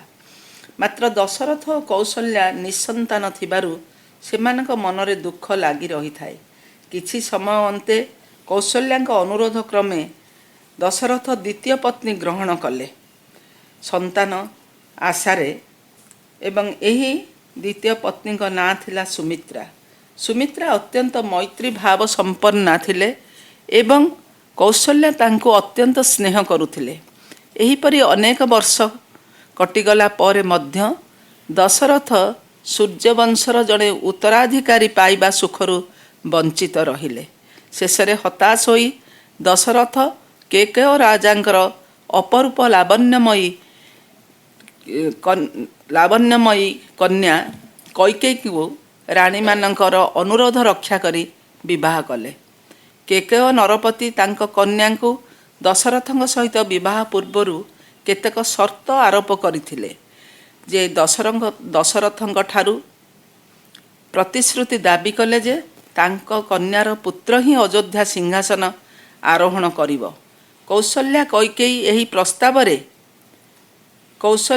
ସୁମିତ୍ରା ଏହି ପ୍ରସ୍ତାବରେ ରାଜି ଥିଲେ, କାରଣ ସେମାନେ ଜାଣିଥିଲେ ଯେ ପବିତ୍ର ସୂର୍ଯ୍ୟବଂଶରେ ଏମିତି କୌଣସି ଦାୟାଦ ଜନ୍ମ ହେବେ ନାହିଁ ଯିଏ ଧର୍ମଭ୍ରଷ୍ଟ ହୋଇ ବଂଶକୁ କଳଙ୍କିତ କରିବ। ସେମାନଙ୍କର ବିଶ୍ୱାସ ଥିଲା ଯେ ଅଯୋଧ୍ୟାର ଦାୟାଦ ସର୍ବଦା ଅକଳଙ୍କ ଧର୍ମ ଓ ଋତର ମୂର୍ତ୍ତିମନ୍ତ ପ୍ରତୀକ ହୋଇ ରହିବ। ତେଣୁ ସେମାନେ ଦଶରଥଙ୍କୁ ପ୍ରାର୍ଥନା କଲେ, କେକେୟ ରାଜାଙ୍କର ସର୍ତ୍ତ ଗ୍ରହଣ କରି ଆପଣ କୈକେୟୀଙ୍କୁ ବିବାହ କରନ୍ତୁ। ରାଣୀମାନଙ୍କ ଅନୁରୋଧ ତଥା ଅନୁମୋଦନ କ୍ରମେ ରାଜା ଦଶରଥ କୈକେୟୀଙ୍କୁ ବିବାହ କଲେ। ରାମକଥା ରସବାହିନୀରେ ଭଗବାନ ବାବା କୈକେୟୀଙ୍କୁ ସାନ ରାଣୀ ଭାବରେ ବର୍ଣ୍ଣନା କରିଛନ୍ତି। ରାଜା ଦଶରଥ ତଥା ତିନି ରାଣୀଙ୍କ ମଧ୍ୟରେ ଗଭୀର ସ୍ନେହ ଶ୍ରଦ୍ଧା ରହିଥିଲା। ସେମାନଙ୍କ ଭିତରେ ଏପରି ସଦ୍ଭାବ ଥିଲା ଯେ ସେମାନେ କେବଳ ତିନୋଟି ଶରୀରରେ ଅବସ୍ଥାନ କରୁଥିଲେ ମଧ୍ୟ ତାଙ୍କର ଆତ୍ମା ଏକ ବୋଲି ମନେ ହେଉଥିଲା। ଦିନ ପରେ ଦିନ ଗଡ଼ି ଚାଲିଲା। ରାଜା ଓ ରାଣୀମାନଙ୍କର କ୍ରମଶଃ ବୟସ ଅତିକ୍ରାନ୍ତ ହେଉଥାଏ, କିନ୍ତୁ ସନ୍ତାନ ଆଗମନର କୌଣସି ସୂଚନା ନଥାଏ। ସେଥିପାଇଁ ରାଜା ରାଣୀ ତଥା ଅଯୋଧ୍ୟାର ପ୍ରଜାମାନେ ମଧ୍ୟ ବିଷାଦଗ୍ରସ୍ତ ଥିଲେ। ରାଜା ଓ ରାଣୀମାନେ କୁଳଗୁରୁ ବଶିଷ୍ଠଙ୍କ ପରାମର୍ଶ ପାଇଁ ତାଙ୍କୁ ଡକାଇଲେ। ବଶିଷ୍ଠ ରାଜାଙ୍କ ଦୁଃଖ ଜାଣିପାରି ଏହାର ସମାଧାନ ପାଇଁ ଧ୍ୟାନମଗ୍ନ ହେଲେ। କିଛି ସମୟ ପରେ ଧ୍ୟାନରୁ ଉଠି କହିଲେ, ଅଯୋଧ୍ୟା କେବେ ହେଲେ ପ୍ରଭୁହୀନ ହେବ ନାହିଁ। ତୁମ ଧର୍ମନିଷ୍ଠା ନିଶ୍ଚୟ ତୁମକୁ ପୁତ୍ର ସୁଖରେ ଉବୁଟୁବୁ କରି ପକାଇବ। ସେ ବିଭାଣ୍ଡକ ଋଷିଙ୍କ ପୁତ୍ର ମହାଯୋଗୀ ଋଷ୍ୟଶୃଙ୍ଗଙ୍କୁ ଡାକିବାକୁ ପରାମର୍ଶ ଦେଲେ ଓ ତାଙ୍କର ପୌରୋହିତ୍ୟରେ ପୁତ୍ରେଷ୍ଟି ଯଜ୍ଞ ଅନୁଷ୍ଠାନ କରିବା ପାଇଁ କହିଲେ। ବଶିଷ୍ଠଙ୍କର ସାନ୍ତ୍ୱନା ବାଣୀ ରାଜା ରାଣୀ ସମସ୍ତଙ୍କ ମନରେ ଆନନ୍ଦ ଓ ବିଶ୍ୱାସ ଭରିଦେଲା। ସେମାନେ ଈଶ୍ୱରଙ୍କୁ ଆତୁର ପ୍ରାର୍ଥନା ଜଣାଇଲେ। ସରଜୁ ନଦୀ ତୀରରେ ପୁତ୍ରେଷ୍ଟି ଯଜ୍ଞର ସମସ୍ତ ଆୟୋଜନ କରାଗଲା। ରୋମପଦ, ତାଙ୍କୁ ଲୋମପଦ ମଧ୍ୟ ଅନେକ ରାମାୟଣରେ ଲେଖାଯାଇଛି। ସେ ଦଶରଥଙ୍କର ବନ୍ଧୁ ଥିଲେ। ସେ ଖବର ପାଇ ତତ୍କ୍ଷଣାତ୍ ବିଭାଣ୍ଡକ ଋଷିଙ୍କର ପୁତ୍ର ଋଷ୍ୟଶୃଙ୍ଗଙ୍କୁ ଅଯୋଧ୍ୟା ଆଗମନ ପାଇଁ ଅନୁରୋଧ କଲେ। ମହାଯୋଗୀ ଅନୁରୋଧ ରକ୍ଷା କରି ତାଙ୍କ ପତ୍ନୀ ଶାନ୍ତାଙ୍କ ସହ ଯଥା ସମୟରେ ଅଯୋଧ୍ୟାରେ ପଦାର୍ପଣ କଲେ। ସେ ଯଜ୍ଞର ପ୍ରଣାଳୀ ବିଷୟରେ ଅବଗତ କରାଇଲେ, ଯେପରିକି ସମସ୍ତେ ଏହା ବୁଝିପାରିବେ। ଯଜ୍ଞ ଅତ୍ୟନ୍ତ ନିଷ୍ଠାପର ଓ ଶୁଦ୍ଧପୂତ ଭାବରେ ଅନୁଷ୍ଠିତ ହେଉଥାଏ। ହଠାତ୍ ଯଜ୍ଞକୁଣ୍ଡରେ ଜଣେ ଜ୍ୟୋତିର୍ମୟ ଦିବ୍ୟ ପୁରୁଷଙ୍କର ଆବିର୍ଭାବ ହେଲା। ସେ ହାତରେ ଧାରଣ କରିଥିଲେ ଏକ ଉଜ୍ଜ୍ୱଳ ପାତ୍ର। ହଠାତ୍ ଆକାଶରୁ ଏକ ଦୈବୀ ବାଣୀ ସେତେବେଳେ ଶୁଭିଲା। ଦୈବୀ ବାଣୀ କହିଲେ, ମହାରାଜ, ଏ ପାତ୍ର ଗ୍ରହଣ କରନ୍ତୁ ଓ ଏଥିରେ ଥିବା ପାୟସକୁ ତିନି ରାଣୀଙ୍କୁ ଯଥାଯଥ ଅନୁପାତରେ ପ୍ରଦାନ କରନ୍ତୁ। ଉପସ୍ଥିତ ଅଯୋଧ୍ୟାପୁରବାସୀ, ପଣ୍ଡିତ, ପୁରୋହିତ ଓ ରାଜନବର୍ଗ ଏ ଘଟଣାରେ ଅତ୍ୟନ୍ତ ଆନନ୍ଦିତ ହେଲେ। ଅବିଳମ୍ବେ ଯୁଦ୍ଧରେ ପୂର୍ଣ୍ଣାହୁତି ଦିଆଗଲା ଏବଂ ବିରାଟ ଶୋଭାଯାତ୍ରାରେ ଦଶରଥ ମହାରାଜ ଆସି ସେ ଦିବ୍ୟ ପ୍ରସାଦ ପାତ୍ରଟିକୁ ହାତରେ ଧରି ରାଜପ୍ରାସାଦରେ ପ୍ରବେଶ କଲେ। ବର୍ତ୍ତମାନ ଆମେ ଆସିବା ଚାରିପୁତ୍ର ପ୍ରସଙ୍ଗକୁ। ରାଣୀମାନେ ଶାସ୍ତ୍ର ମତେ ସ୍ନାନାଦି ସୂଚିକର୍ମ ସମାପନ କରି ରାଜପ୍ରାସାଦର ଇଷ୍ଟ ଦେବତାଙ୍କ ମନ୍ଦିରରେ ପ୍ରବେଶ କଲେ। ବଶିଷ୍ଠ ନିଜେ ପୂଜାଦି କର୍ମ କଲେ। ସେଠାରେ ତିନୋଟି ସୁବର୍ଣ୍ଣ ପାତ୍ରରେ ତିନି ରାଣୀଙ୍କ ପାଇଁ ପାୟସ ରଖାଯାଇଥାଏ। ଯଜ୍ଞର ବ୍ରହ୍ମା ଋଷ୍ୟଶୃଙ୍ଗଙ୍କୁ ପ୍ରଣାମ କରି ପାୟସ ପାତ୍ର ସହ ନିଜ ନିଜ ପ୍ରାସାଦକୁ ରାଣୀମାନେ ପ୍ରସ୍ଥାନ କଲେ। ସୁମିତ୍ରା ସ୍ୱାମୀ ଦଶରଥ ଓ କୁଳଗୁରୁ ବଶିଷ୍ଠଙ୍କୁ ସ୍ମରଣ କରି ପାୟସ ଖାଇବା ପାଇଁ ଢାଙ୍କୁଣୀଟି ଖୋଲି ଦେଉଥିଲେ। ଏହି ସମୟରେ ହଠାତ୍ ଏକ ଚିଲ ଆସି ତାଙ୍କ ହାତରୁ ପାୟସ ପାତ୍ରଟି ଝାମ୍ପି ନେଇ କୁଆଡ଼େ ଉଡ଼ିଗଲା। ସୁମିତ୍ରା ବିବ୍ରତ ହୋଇ ପଡ଼ିଲେ। ସେ ସିଧା କୌଶଲ୍ୟାଙ୍କ ନିକଟକୁ ଯାଇ ସମସ୍ତ ବୃତ୍ତାନ୍ତ ଶୁଣାଇଲେ। ଏସବୁ ଘଟଣା ଦଶରଥଙ୍କୁ ନ ଜଣାଇ ସେମାନେ ନିଜ ଭିତରେ ଏକ ଉପାୟ ସ୍ଥିର କଲେ। ସିଏ ଆଉ ଗୋଟିଏ ସ୍ୱର୍ଣ୍ଣପାତ୍ର ଆଣି ନିଜ ନିଜ ପାୟସରୁ ସେଥିରେ ରଖିଲେ। ଏହାପରେ ରାଣୀମାନେ ସମସ୍ତେ ପାୟସ ଗ୍ରହଣ କରି ମନ୍ତ୍ରପୁତ ଜଳପାନ କଲେ ଓ ଋଷ୍ୟଶୃଙ୍ଗଙ୍କ ପାଦ ତଳେ ପ୍ରଣାମ ଜଣାଇ ନିଜ ନିଜ ପ୍ରାସାଦକୁ ଫେରି ଆସିଲେ। ପୁତ୍ରେଷ୍ଟି ଯଜ୍ଞ ସଫଳ ହେଲା। ତିନି ରାଣୀମାନେ 4ଟି ପୁତ୍ର ସନ୍ତାନର ଜନନୀ ହେବାର ସୌଭାଗ୍ୟ ଅର୍ଜନ କଲେ। ରାଜା ଦଶରଥଙ୍କର ପୁତ୍ରମାନେ ଜନ୍ମ ହେବା ପରେ ପରେ ଚାରିଆଡ଼େ ଶୁଭ ସଂକେତ ଦୃଷ୍ଟିଗୋଚର ହେଲା। ଚାରିଆଡ଼େ ଅମାପ ଆନନ୍ଦ ଖେଳିଗଲା। ପ୍ରକୃତି ଶ୍ୟାମଳ ବର୍ଣ୍ଣ ଧାରଣ କଲା।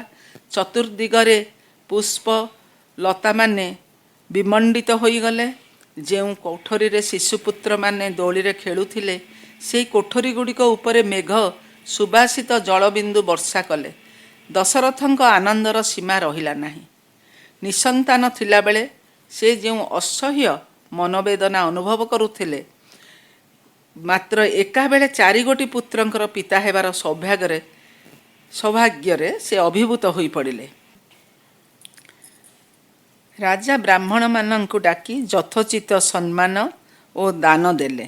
ସମସ୍ତେ ପୁତ୍ରମାନଙ୍କୁ ଦିବ୍ୟ କୃପାର ଫଳ ବୋଲି ଆନନ୍ଦିତ ହେଲେ।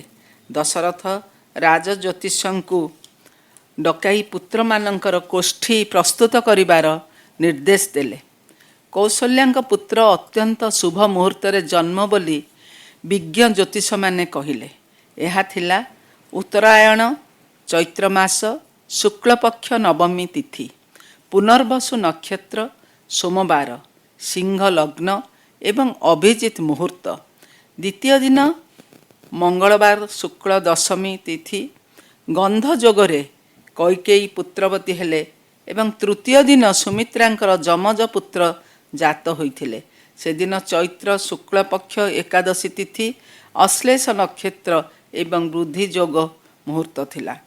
ଏହାପରେ ନାମକରଣ ପାଇଁ କୁଳଗୁରୁ ବଶିଷ୍ଠଙ୍କୁ ଦଶରଥ ପ୍ରାର୍ଥନା ଜଣାଇଲେ। ବଶିଷ୍ଠ କିଛି ସମୟ ଧ୍ୟାନସ୍ଥ ହୋଇ କହିଲେ, ମହାରାଜ, ତୁମର ପୁତ୍ରମାନେ ସାଧାରଣ ମନୁଷ୍ୟ ନୁହନ୍ତି। ସେମାନଙ୍କର ତୁଳନା ନାହିଁ। ଏମାନେ ସମସ୍ତେ ଦେବ ଅଂଶରୁ ଜାତ। ଏହି ଜଗତର ପରମ ସୌଭାଗ୍ୟ ଯେ ଏମାନେ ଏହି ଧରଣୀ ପୃଷ୍ଠରେ ଅବତୀର୍ଣ୍ଣ ହୋଇଛନ୍ତି। 10 ଦିନ ପରେ ଶାସ୍ତ୍ରବିଧି ଅନୁସାରେ ବ୍ରାହ୍ମଣମାନେ ନବଜାତକମାନଙ୍କ ଉପଲକ୍ଷେ ଉତ୍ସବ ଆରମ୍ଭ କଲେ। କୁଳଗୁରୁ ବଶିଷ୍ଠଙ୍କ ସମ୍ମୁଖରେ ପାଟକନା ବିଛାଇ ଶିଶୁମାନଙ୍କୁ ଶୁଆଇ ଦିଆଗଲା। କୌଶଲ୍ୟାଙ୍କ ପୁତ୍ର ବଶିଷ୍ଠଙ୍କୁ ଏପରି ଚାହିଁ ରହିଲେ ଯେ ଜଣାଗଲା ସତେ ଯେମିତି ସେ ବଶିଷ୍ଠଙ୍କ ସହ ବହୁ ପୂର୍ବରୁ ପରିଚିତ। ସାନ ଶିଶୁଟି ବଶିଷ୍ଠଙ୍କ ପାଖକୁ ଯିବାକୁ ଚଞ୍ଚଳ ହୋଇ ପଡ଼ୁଥାଏ। ଶିଶୁମାନଙ୍କର ଏହି ଅଦ୍ଭୁତ ଆଚରଣରେ ବଶିଷ୍ଠ ତଥା ଅନ୍ୟମାନେ ବିସ୍ମିତ ହେଲେ। ବହୁ କଷ୍ଟରେ ବଶିଷ୍ଠ ନିଜର ଭାବାବେଗକୁ ସମ୍ଭାଳି ଅକ୍ଷତ ଧରି ଦଶରଥଙ୍କୁ କହିଲେ, ହେ ରାଜା, କୌଶଲ୍ୟାଙ୍କୁ ଆନନ୍ଦ ପ୍ରଦାନ କରୁଥିବା ଏହି ଶିଶୁ ସମଗ୍ର ମାନବ ସମାଜକୁ ଆନନ୍ଦ ଦେବ, ଆନନ୍ଦ ବର୍ଦ୍ଧନ କରିବ। ଏହାଙ୍କର ସଦ୍ଗୁଣ ଓ ଧର୍ମନିଷ୍ଠା ସମସ୍ତଙ୍କ ପାଇଁ ସୁଖ, ଶାନ୍ତି ଓ ସନ୍ତୋଷ ଆଣିଦେବ। ଯୋଗୀ ଓ ସାଧକମାନେ ଏହାଙ୍କଠାରୁ ଆନନ୍ଦ ଆହରଣ କରିବେ। ତେଣୁ ତାଙ୍କର ନାମ ରଖାଯାଉ ସର୍ବମାନସ ରଞ୍ଜନକାରୀ ରାମ। ବଶିଷ୍ଠ ତାପରେ ସୁମିତ୍ରାଙ୍କର 2 ଯମଜ ପୁତ୍ରଙ୍କ ପ୍ରତି ଦୃଷ୍ଟିପାତ କଲେ। ଏମାନଙ୍କ ଭିତରୁ ଜ୍ୟେଷ୍ଠ ଅତ୍ୟନ୍ତ ଶକ୍ତିଶାଳୀ, ମହାବୀର ଓ ଅତ୍ୟନ୍ତ ଲକ୍ଷ୍ମୀମନ୍ତ ବୋଲି ତାଙ୍କର ମନେ ହେଲା। ସେ ଅନୁଭବ କଲେ ଯେ ଏହି ପୁତ୍ରଟି ଲକ୍ଷ୍ମୀ ନାରାୟଣଙ୍କର ସେବା ପରାୟଣ ହେବ ଏବଂ ଏହି ସେବା ହିଁ ତାଙ୍କର ପ୍ରାଣବାୟୁ ତୁଲ୍ୟ ହେବ। ତେଣୁ ବଶିଷ୍ଠ ଏହି ଶିଶୁର ନାମ ଲକ୍ଷଣ ରଖିଲେ। ସୁମିତ୍ରାଙ୍କର କନିଷ୍ଠ ପୁତ୍ର ଜଣେ ଦୁର୍ଜୟ, ଶତ୍ରୁହନ୍ତା ଏବଂ ଅତ୍ୟନ୍ତ ଭାତୃଭକ୍ତ ହେବେ ବୋଲି ବଶିଷ୍ଠ ଜାଣିପାରି ତାଙ୍କର ନାମ ଶତ୍ରୁଘ୍ନ ରଖିଲେ। ଏହାପରେ ସେ କୈକେୟୀଙ୍କ ପୁତ୍ରଙ୍କୁ ନିରୀକ୍ଷଣ କଲେ। ତାଙ୍କୁ ଦେଖି ତ୍ରିକାଳଜ୍ଞ ବଶିଷ୍ଠ ଜାଣିପାରିଲେ ଯେ ଏହି ଶିଶୁ ଭବିଷ୍ୟତରେ ସମସ୍ତଙ୍କ ହୃଦୟରେ ପ୍ରେମ ତଥା ଆନନ୍ଦ ଭରିଦେବ। ତାଙ୍କର ଧର୍ମପରାୟଣତା ଅପୂର୍ବ ଓ ଅସାଧାରଣ ହେବ। ସିଏ ପ୍ରଜାମାନଙ୍କୁ ଅତି ଶ୍ରଦ୍ଧାର ସହ ଶାସନ କରିବେ। ତେଣୁ ବଶିଷ୍ଠ ଏହି ଶିଶୁଟିର ନାମ ଭରତ ରଖିଲେ। ଏହି ଶିଶୁମାନେ ମାଆମାନଙ୍କ କୋଳରେ ଚନ୍ଦ୍ରକଳା ପରି ବଢ଼ିଲେ। ସେମାନଙ୍କ ମଧ୍ୟରେ ଏକ କୌତୂହଳପୂର୍ଣ୍ଣ ଘଟଣା ଦୃଷ୍ଟିଗୋଚର ହେଲା।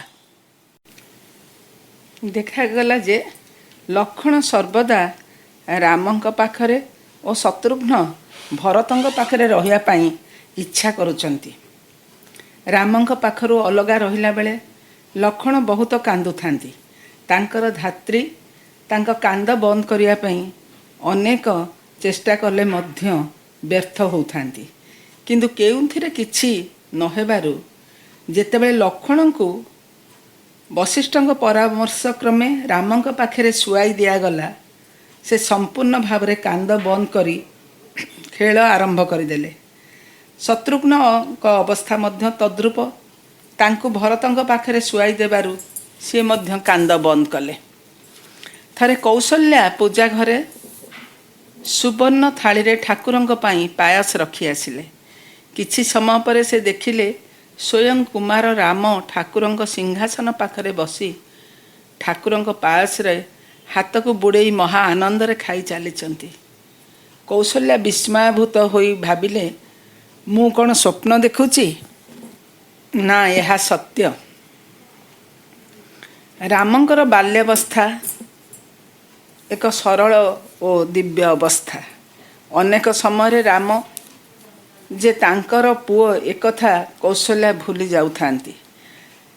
ସେ ରାମଙ୍କୁ ଦିବ୍ୟ ସ୍ୱରୂପ ଜ୍ଞାନ କରି ବେଳେବେଳେ ତାଙ୍କ ପାଦ ତଳେ ପଡ଼ନ୍ତି ଓ ତାଙ୍କ ସମ୍ମୁଖରେ ହାତ ଯୋଡ଼ି ବସନ୍ତି।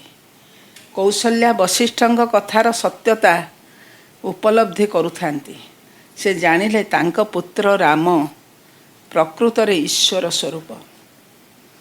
ଏହି କଥା ପ୍ରସଙ୍ଗରେ ମାତା ଈଶ୍ୱର ମାଙ୍କର କଥା ସ୍ମରଣକୁ ଆସୁଛି, ଯିଏ ତାଙ୍କର ଦେହତ୍ୟାଗ ପୂର୍ବଦିନ ଭଗବାନ ବାବାଙ୍କୁ କୋଦଣ୍ଡଧାରୀ ରାମ ରୂପରେ ଦର୍ଶନ ପାଇଲେ।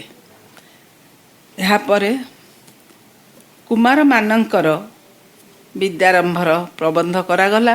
ସେମାନେ ରାଜକୀୟ ବେଶଭୂଷା ଅଳଙ୍କାର ତ୍ୟାଗ କରି ସାଧାରଣ ବିଦ୍ୟାର୍ଥୀର ବସ୍ତ୍ର ପରିଧାନ କଲେ।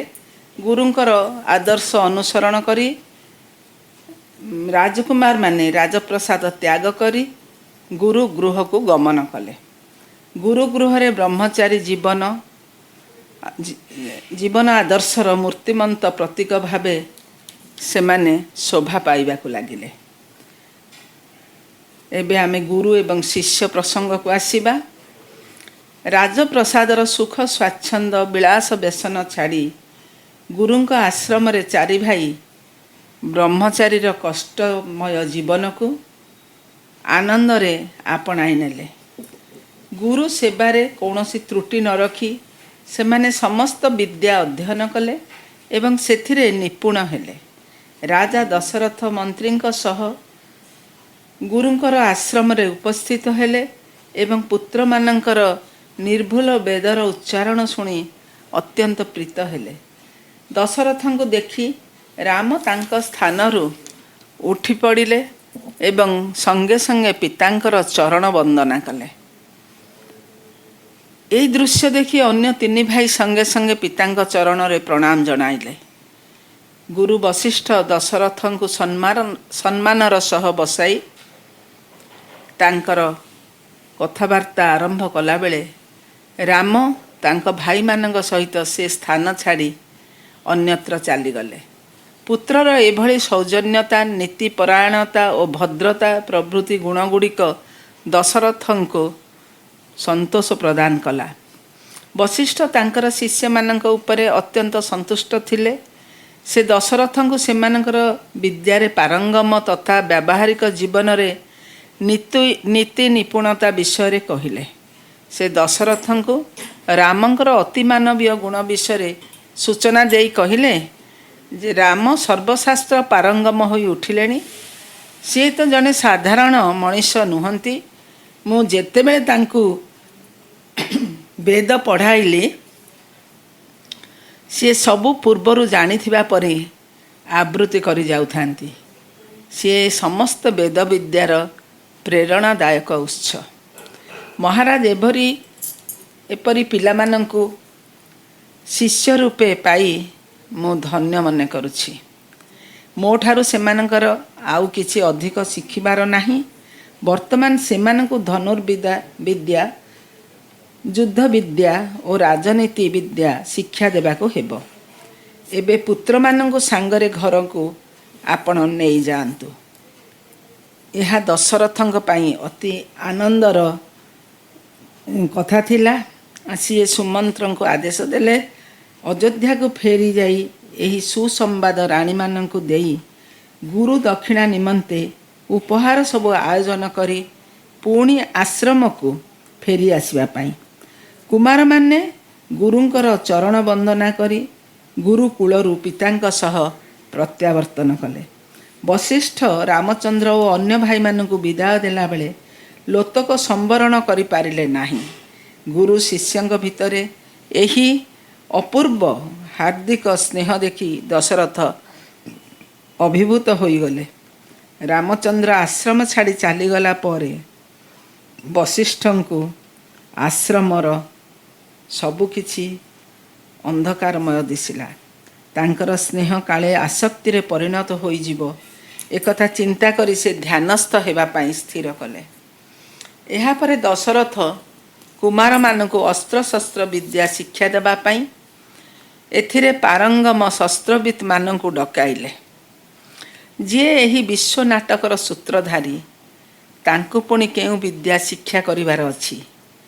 କିନ୍ତୁ ସେମାନେ ଏ ସଂସାରରେ ମଣିଷ ଭଳି ସଂସାରର ରୀତିନୀତିର ଚୌହଦି ଭିତରେ ହିଁ ଚଳିବାର ଆଦର୍ଶ ଦେଖାଇଛନ୍ତି। ପୂର୍ବରୁ କୁହାଯାଇଛି ରାମ ସଦା ସର୍ବଦା ନିଜକୁ ଏକ ସାଧାରଣ ମନୁଷ୍ୟ ଭାବରେ କାର୍ଯ୍ୟଗୁଡ଼ିକ କରୁଥିଲେ। ଯଦିଓ ସେ କାର୍ଯ୍ୟଗୁଡ଼ିକ ଅସାଧାରଣ ଥିଲା, ତେଣୁ ସମସ୍ତେ ସେହି କର୍ମଧାରାକୁ ବୁଝିବା ସମ୍ଭବ ନଥିଲା। ମଣିଷ ଭାବେ ସେ କର୍ମ କରିବା ଏବଂ ତାହା ଜଗତକୁ ଦେଖାଇ ଦେବା ଦରକାର। ତେବେ ଯାଇ ତାଙ୍କର ଧର୍ମ ପାଳନରେ ସୁବିଧା ହେବ ଏକଥା ସେ ବୁଝିଥିଲେ। ତେଣୁ ରାମ ପାଉଁଶ ତଳେ ଲୁଚି ରହିଥିବା ନିଆଁ ଝୁଲ ପରି କିମ୍ବା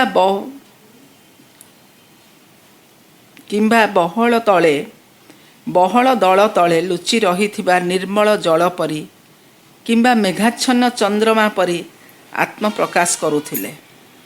ଅନ୍ୟ ଭାଇମାନେ ମଧ୍ୟ ରାମଙ୍କ ପଦାଙ୍କ ଅନୁସରଣ କରୁଥିଲେ। ଅସ୍ତ୍ରବିଦ୍ୟା ଶିଖିଲା ବେଳେ ଚାରି ଭାଇଯାକ ଥରେ ହେଲେ କୌଣସି ପଶୁ ବା ପକ୍ଷୀଙ୍କୁ ଶରରେ ଆଘାତ କରିନଥିଲେ। ସେମାନେ ଶପଥ କରିଥିଲେ ଯେ ଅତି ଆବଶ୍ୟକ ନ ପଡ଼ିଲେ ସେମାନେ ହତ୍ୟା କରିବା ବିଳାସରେ ଅସ୍ତ୍ର ଧାରଣ କରିବେ ନାହିଁ। ସେମାନେ କହୁଥିଲେ, ନିରୀହ ପଶୁପକ୍ଷୀଙ୍କର ପ୍ରାଣ ନେବା ପାଇଁ ଆମେ ଅସ୍ତ୍ର ଧାରଣ କରିନୁ। ଆମେ ସାଧୁ ପାଳନ ଲୋକକ୍ଷେମ ପାଇଁ ଅସ୍ତ୍ର ଧାରଣ କରିଛୁ। ରାମଙ୍କର ପ୍ରତ୍ୟେକ କଥା, ପ୍ରତ୍ୟେକ କାର୍ଯ୍ୟରେ ମୂଲ୍ୟବୋଧର ସୁଗନ୍ଧ ତଥା ଅପାର୍ଥିବ କରୁଣାର ହିଁ ପ୍ରକାଶିତ ହେଉଥିଲା। ମହାରାଜ ଦଶରଥ ବେଳେବେଳେ ମନ୍ତ୍ରୀମାନଙ୍କର ଉପସ୍ଥିତିରେ କୁମାରମାନଙ୍କୁ ଡାକି ସେମାନଙ୍କ ସହ ଶାସନ ନୀତି, ବିଚାର ନୀତି, ରାଜାମାନଙ୍କର ଧର୍ମନୀତି ବିଷୟରେ ବିଶେଷ ଆଲୋଚନା କରିଥାନ୍ତି। ସେ ତାଙ୍କର ପବିତ୍ର ସୂର୍ଯ୍ୟବଂଶର ଗୌରବର ଗାଥା, ପୂର୍ବ ସୂରୀମାନଙ୍କର ବୀରତ୍ୱର ଗାଥା ବର୍ଣ୍ଣନା କରୁଥିଲେ। ମନ୍ତ୍ରୀମାନେ ମନରେ ଏହି କିଶୋର ରାଜକୁମାରମାନଙ୍କର ସାମର୍ଥ୍ୟ ଉପରେ ଯଥେଷ୍ଟ ବିଶ୍ୱାସ କରୁଥିଲେ। ସେମାନେ ଭାବୁଥିଲେ ଯେ ଏହି ରାଜକୁମାରମାନେ ଶୀଘ୍ର ବଡ଼ ହୋଇ ଶାସନଭାର ଗ୍ରହଣ କରନ୍ତୁ, ଯାହାଦ୍ୱାରା ରାଜ୍ୟ ସ୍ୱର୍ଗ ପାଲଟିଯିବ।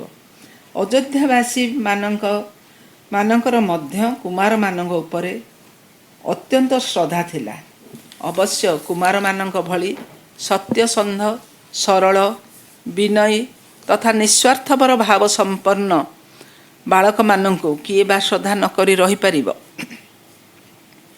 କୁମାରମାନେ ଏହିଭଳି ଶାସ୍ତ୍ର ନୀତିଠାରୁ ରାଜନୀତି ପର୍ଯ୍ୟନ୍ତ ସମସ୍ତ ବିଦ୍ୟାରେ ଧୁରୀଣ ହେବା ଦଶରଥ ଉପଲବ୍ଧି କଲା ପରେ ତାଙ୍କର ବିଶ୍ୱସ୍ତ ପ୍ରବୀଣ ମନ୍ତ୍ରୀ ସୁମନ୍ତ୍ରଙ୍କୁ ଡାକି କୁମାରମାନଙ୍କୁ ପରାବିଦ୍ୟା ଶିକ୍ଷା ଦେବାର ପ୍ରବନ୍ଧ କରିବାକୁ ନିର୍ଦ୍ଦେଶ ଦେଲେ।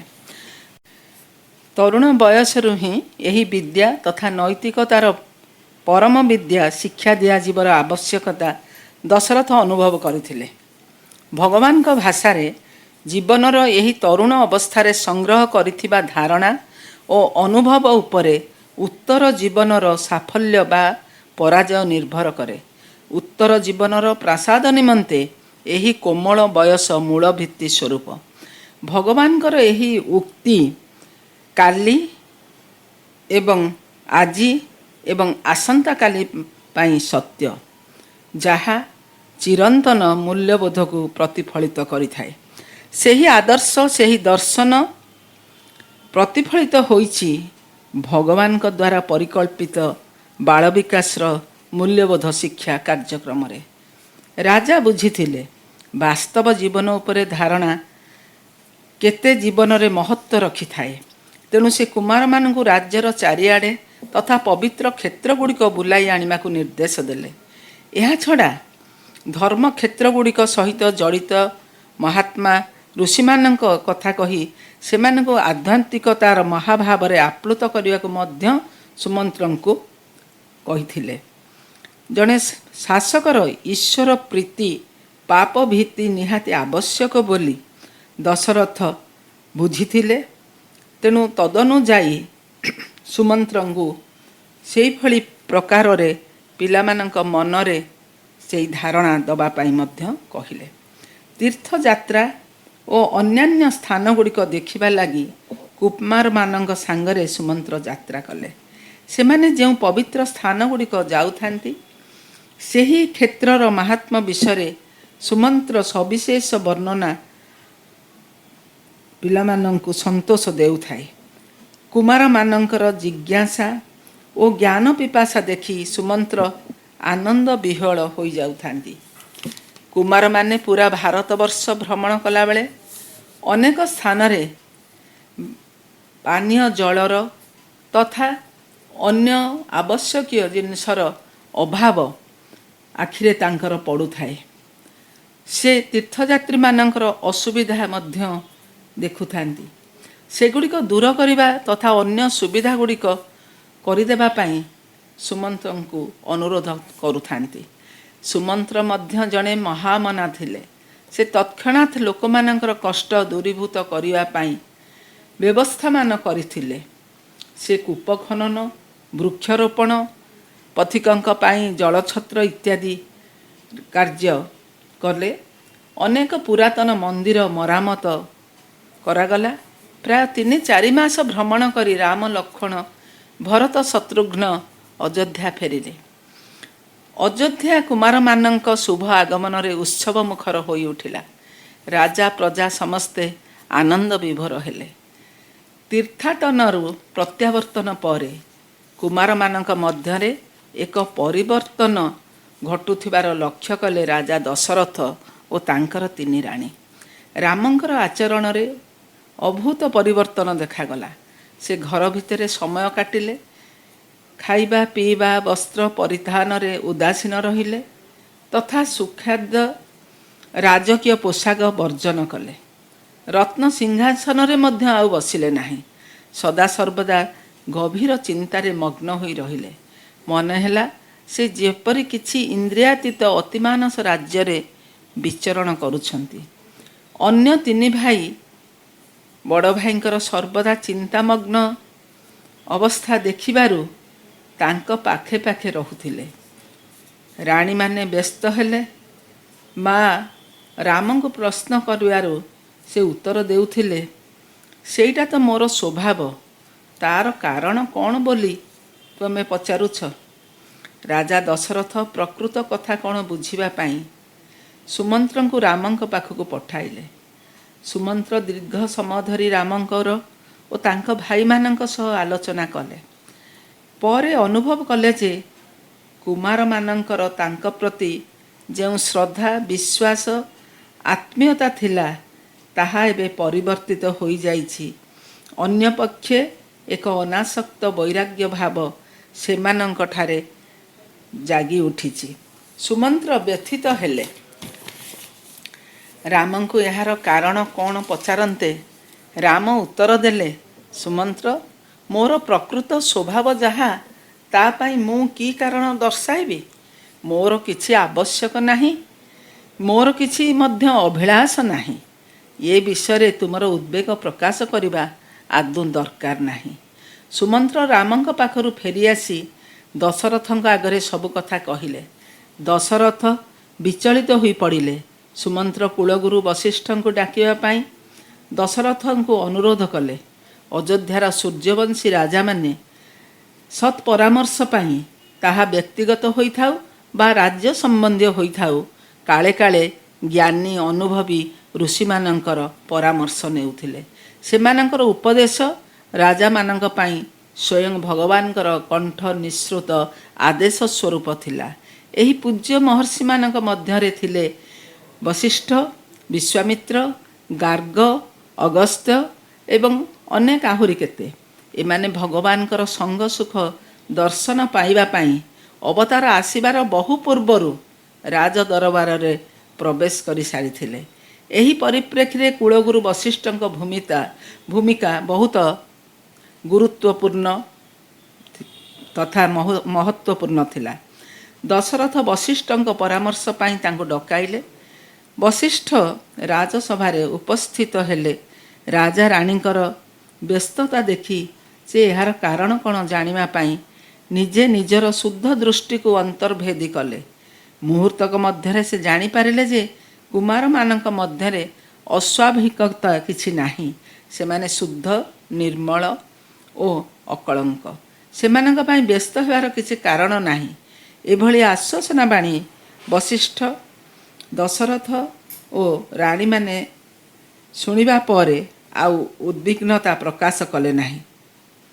ଏହାପରେ ବଶିଷ୍ଠ ରାଜପୁତ୍ରମାନଙ୍କ ସହ ସାକ୍ଷାତ କରିବା ପାଇଁ ଚାହିଁଲେ। ବହୁତ କଷ୍ଟରେ ରାମ ଭାଇମାନଙ୍କ ସହ ବଶିଷ୍ଠଙ୍କ ପାଖକୁ ଆସିଲେ।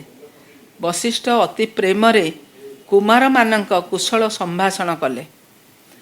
ରାମଙ୍କ ମସ୍ତକରେ ସେ ଅତି ସ୍ନେହରେ ହାତ ବୁଲାଇ ଆଣିଲେ ଓ ତାଙ୍କର ନୀରବତାର ଉଦାସୀନତା ବିଷୟରେ ପ୍ରଶ୍ନ କଲେ। ଗୁରୁଦେବ, ଆପଣ ମାତାଙ୍କ କଥା କହୁଛନ୍ତି, ମାତ୍ର ପ୍ରକୃତରେ ମାତା କିଏ? ପୁତ୍ର କିଏ? ଏ ଶରୀର କ'ଣ ସତ୍ୟ? ଜୀବ କିଏ? ଏ ବସ୍ତୁ ଜଗତ କ'ଣ ସତ୍ୟ, ନା ପରମାତ୍ମା ସତ୍ୟ?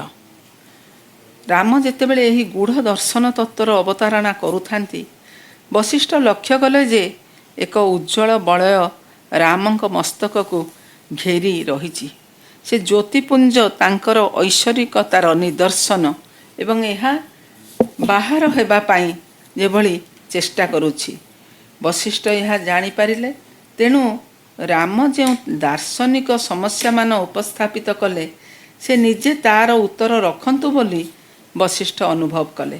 ରାମ ପ୍ରଶ୍ନଗୁଡ଼ିକର ଯେଉଁ ଉତ୍ତର ଦେଲେ ତାହା ସ୍ୱୟଂ ଈଶ୍ୱରଙ୍କ ବାଣୀ ବୋଲି ବଶିଷ୍ଠଙ୍କର ହୃଦ୍ବୋଧ ହେଲା। ସେ ଅନ୍ତର ଭିତରେ ରାମଙ୍କୁ ପ୍ରଣାମ କଲେ ଓ ଅପରାହ୍ନରେ ପୁନଶ୍ଚ ସାକ୍ଷାତ କରିବେ ବୋଲି କହିଲେ। ଯଥା ସମୟରେ ବଶିଷ୍ଠ ରାଜପ୍ରସାଦର ଦେବ ମନ୍ଦିରରେ ଉପସ୍ଥିତ ହେଲେ। ହଠାତ୍ ସମସ୍ତଙ୍କୁ ବିସ୍ମିତ କରି ରାମ ବଶିଷ୍ଠଙ୍କୁ କେତେଗୁଡ଼ିଏ ପ୍ରଶ୍ନ ପଚାରିଲେ। ତାହା ଜୀବ, ଈଶ୍ୱର ଓ ପ୍ରକୃତିର ମଧ୍ୟରେ ସମ୍ପର୍କ କ'ଣ? ଏଗୁଡ଼ିକ ଏକ ନା ପରସ୍ପର ଠାରୁ ଭିନ୍ନ? ଏସବୁ ଅନ୍ତରାଳରେ କେଉଁ ଐକ୍ୟ ତତ୍ତ୍ୱ ସେମାନଙ୍କୁ ଏକ କରି ରଖିଛି? କିଶୋର ରାମଙ୍କ ମୁଖରୁ ବାହାରୁଥିବା ଏହି ଦାର୍ଶନିକ ଗୂଢ଼ ତତ୍ତ୍ୱ ସମ୍ବଳିତ ପ୍ରଶ୍ନମାନ ଦଶରଥ ଓ ରାଣୀମାନଙ୍କ ମନରେ ଗଭୀର ବିସ୍ମୟ ସୃଷ୍ଟି କଲା।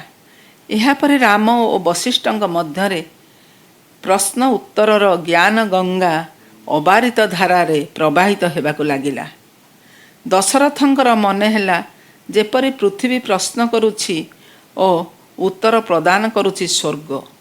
ଅଦ୍ୱୈତ ଜ୍ଞାନର ଏହି ତାତ୍ତ୍ୱିକ ବିଶ୍ଳେଷଣ ଯାହା ଗୁରୁ ବଶିଷ୍ଠ ଓ ରାମଙ୍କ ମଧ୍ୟରେ କଥୋପକଥନ ମାଧ୍ୟମରେ ହୋଇଥିଲା, ତାହା ଯୋଗାବଶିଷ୍ଠ ଗ୍ରନ୍ଥ ଭାବରେ ସୁପରିଚିତ। ଏଥିରେ ମୁକ୍ତିର ସ୍ୱରୂପ କ'ଣ, ମନର ସ୍ୱଭାବ କ'ଣ, ଅକର୍ତ୍ତାର ସ୍ୱରୂପ କ'ଣ, ଆସକ୍ତି କ'ଣ, ଜୀବ କିଏ, ଆତ୍ମାର ସ୍ୱରୂପ କ'ଣ, ପରମାତ୍ମା କିଏ, ବିଭିନ୍ନ ଦାର୍ଶନିକ ତତ୍ତ୍ୱର ଅବତାରଣା କରାଯାଇଛି। ରାମ ଏହିଠାରେ ଅନ୍ତର୍ମୁଖୀ ହୋଇଗଲେ। ସେ କୋଳାହଳ ମଧ୍ୟରେ ନୀରବ ରହିଲେ। ବେଳେବେଳେ ନିଜେ ହସୁଥିଲେ, ନିଜ ସହିତ କଥାବାର୍ତ୍ତା ହେଉଥିଲେ। ଦଶରଥ ଓ ରାଣୀମାନେ ଏ ନାଟକକୁ ବୁଝି ନ ପାରି ବିଷାଦଗ୍ରସ୍ତ ହେଲେ, କିନ୍ତୁ ଭାଇମାନେ ସର୍ବଦା ରାମଙ୍କ ସାନ୍ନିଧ୍ୟରେ ରହିବାକୁ ଆଗ୍ରହ ପ୍ରକାଶ କଲେ। ପ୍ରଭୁଙ୍କର ଅସୀମ କୃପାରୁ ତାଙ୍କ ସ୍ୱରଚିତ ରାମକଥା ରସବାହିନୀର କଥାମୃତ ଆଜି ପାଇଁ ଏହି ପ୍ରସଙ୍ଗ ସହିତ ବିଶ୍ରାମ ନେଉଛି। ଏହି ପବିତ୍ର ଗ୍ରନ୍ଥର ପ୍ରାରମ୍ଭରେ ଭଗବାନ ବାବା ଲେଖିଛନ୍ତି, ରାମଙ୍କ ଇଚ୍ଛା ବିନା ପିମ୍ପୁଡ଼ିଟିଏ ମଧ୍ୟ କାମୁଡ଼ି ପାରିବ ନାହିଁ, ଗଛରୁ ପତ୍ରଟିଏ ମଧ୍ୟ ଝଡ଼ି ପାରିବ ନାହିଁ। ସେହି ବିଶ୍ୱାସରେ ଏହି ଅକିଞ୍ଚନ କଥାମୃତ ପରିବେଷଣ କରିବାର ଦୁଃସାହସ କରିଛି। ଅନେକ ତ୍ରୁଟି ଥିବ, କିନ୍ତୁ ଆଖୁଦଣ୍ଡ ବଙ୍କା ଟଙ୍କା ହେଲେ ବି ଆଖୁ ରସ ମିଠା ହିଁ ମିଠା ବୋଲି ସେଇ ନ୍ୟାୟରେ ମୋର ତ୍ରୁଟି ଗୁଡ଼ିକ ଆଖୁର ଖଦା ଚୋପା ମନେକରି ରସଟି ପାନ କରିବେ। ଦୟାମୟ ପ୍ରଭୁ ଏହି ସୁଅବସର ପ୍ରଦାନ କରିଥିବାରୁ ତାଙ୍କ ଶ୍ରୀଚରଣରେ କୋଟି କୋଟି ପ୍ରଣାମ। ପ୍ରଭୁ କୋଟି କୋଟି ପ୍ରଣାମ। ଜୟ ସାଇରାମ। ସାଇରାମ। ମୁଖ୍ୟ ବକ୍ତାଙ୍କର ଆଧ୍ୟାତ୍ମିକ ଜ୍ଞାନର ପରିଧି ସାରସ୍ୱତ ସାଧନାକୁ ଅଧିକ ସୁଦୃଢ଼ ଓ ସୁଦୂର ପ୍ରସାରୀ କରିବା ପାଇଁ ସ୍ୱାମୀ କୃପାବୃଷ୍ଟି କରନ୍ତୁ। ଏତିକି ଆମ୍ଭମାନଙ୍କର ସ୍ୱାମୀଙ୍କ ନିକଟରେ ବିନମ୍ର ପ୍ରାର୍ଥନା। ହେ ବ୍ରହ୍ମାଣ୍ଡ ନାୟକ, ପରମ ବ୍ରହ୍ମ, ବିଶ୍ୱ ନିୟନ୍ତା ଭଗବାନ ବାବା, ଆପଣଙ୍କ ଅସୀମ କରୁଣା ଓ ପ୍ରେମ ଯୋଗୁଁ ଆମ୍ଭେମାନେ ଏହି ପାରାୟଣ କାର୍ଯ୍ୟକ୍ରମର ଅଂଶବିଶେଷ ହୋଇପାରିଲେ। ସେଥିପାଇଁ ଆପଣଙ୍କ ଦିବ୍ୟ ଚରଣରେ ଶତକୋଟି ପ୍ରଣାମ।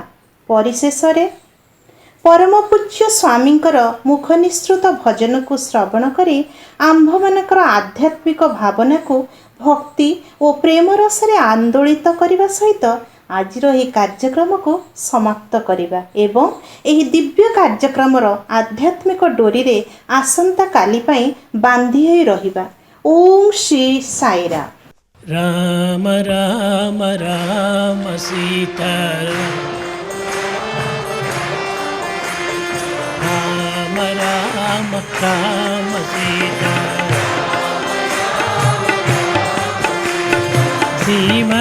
శ్రీమద్రవికులమందు జనించి సీతాదేవిని ప్రీతి వరించి ప్రేమన హల్యాశాపము తీర్చి ప్రియ భక్తుల రక్షించిన శ్రీ రఘు రామ రామ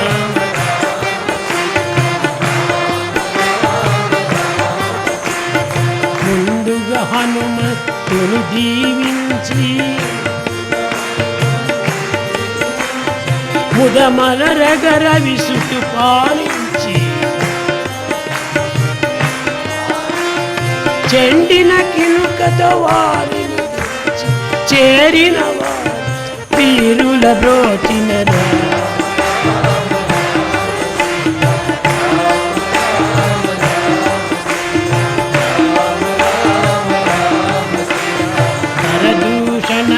ధనుజుల దృంచి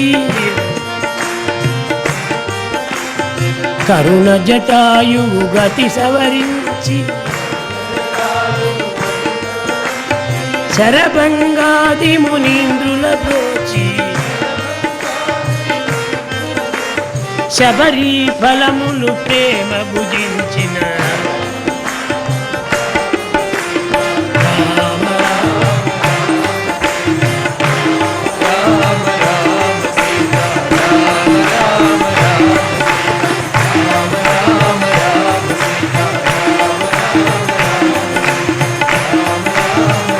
రామ రామ రామ సీత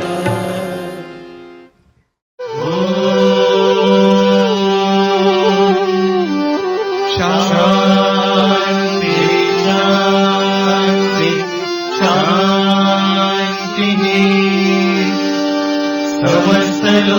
समस्तलोकाः सुखिनो भवन्तु समस्तलोकाः सुखिनो भवन्तु समस्तलोकाः सुखिनो भवन्तु ॐ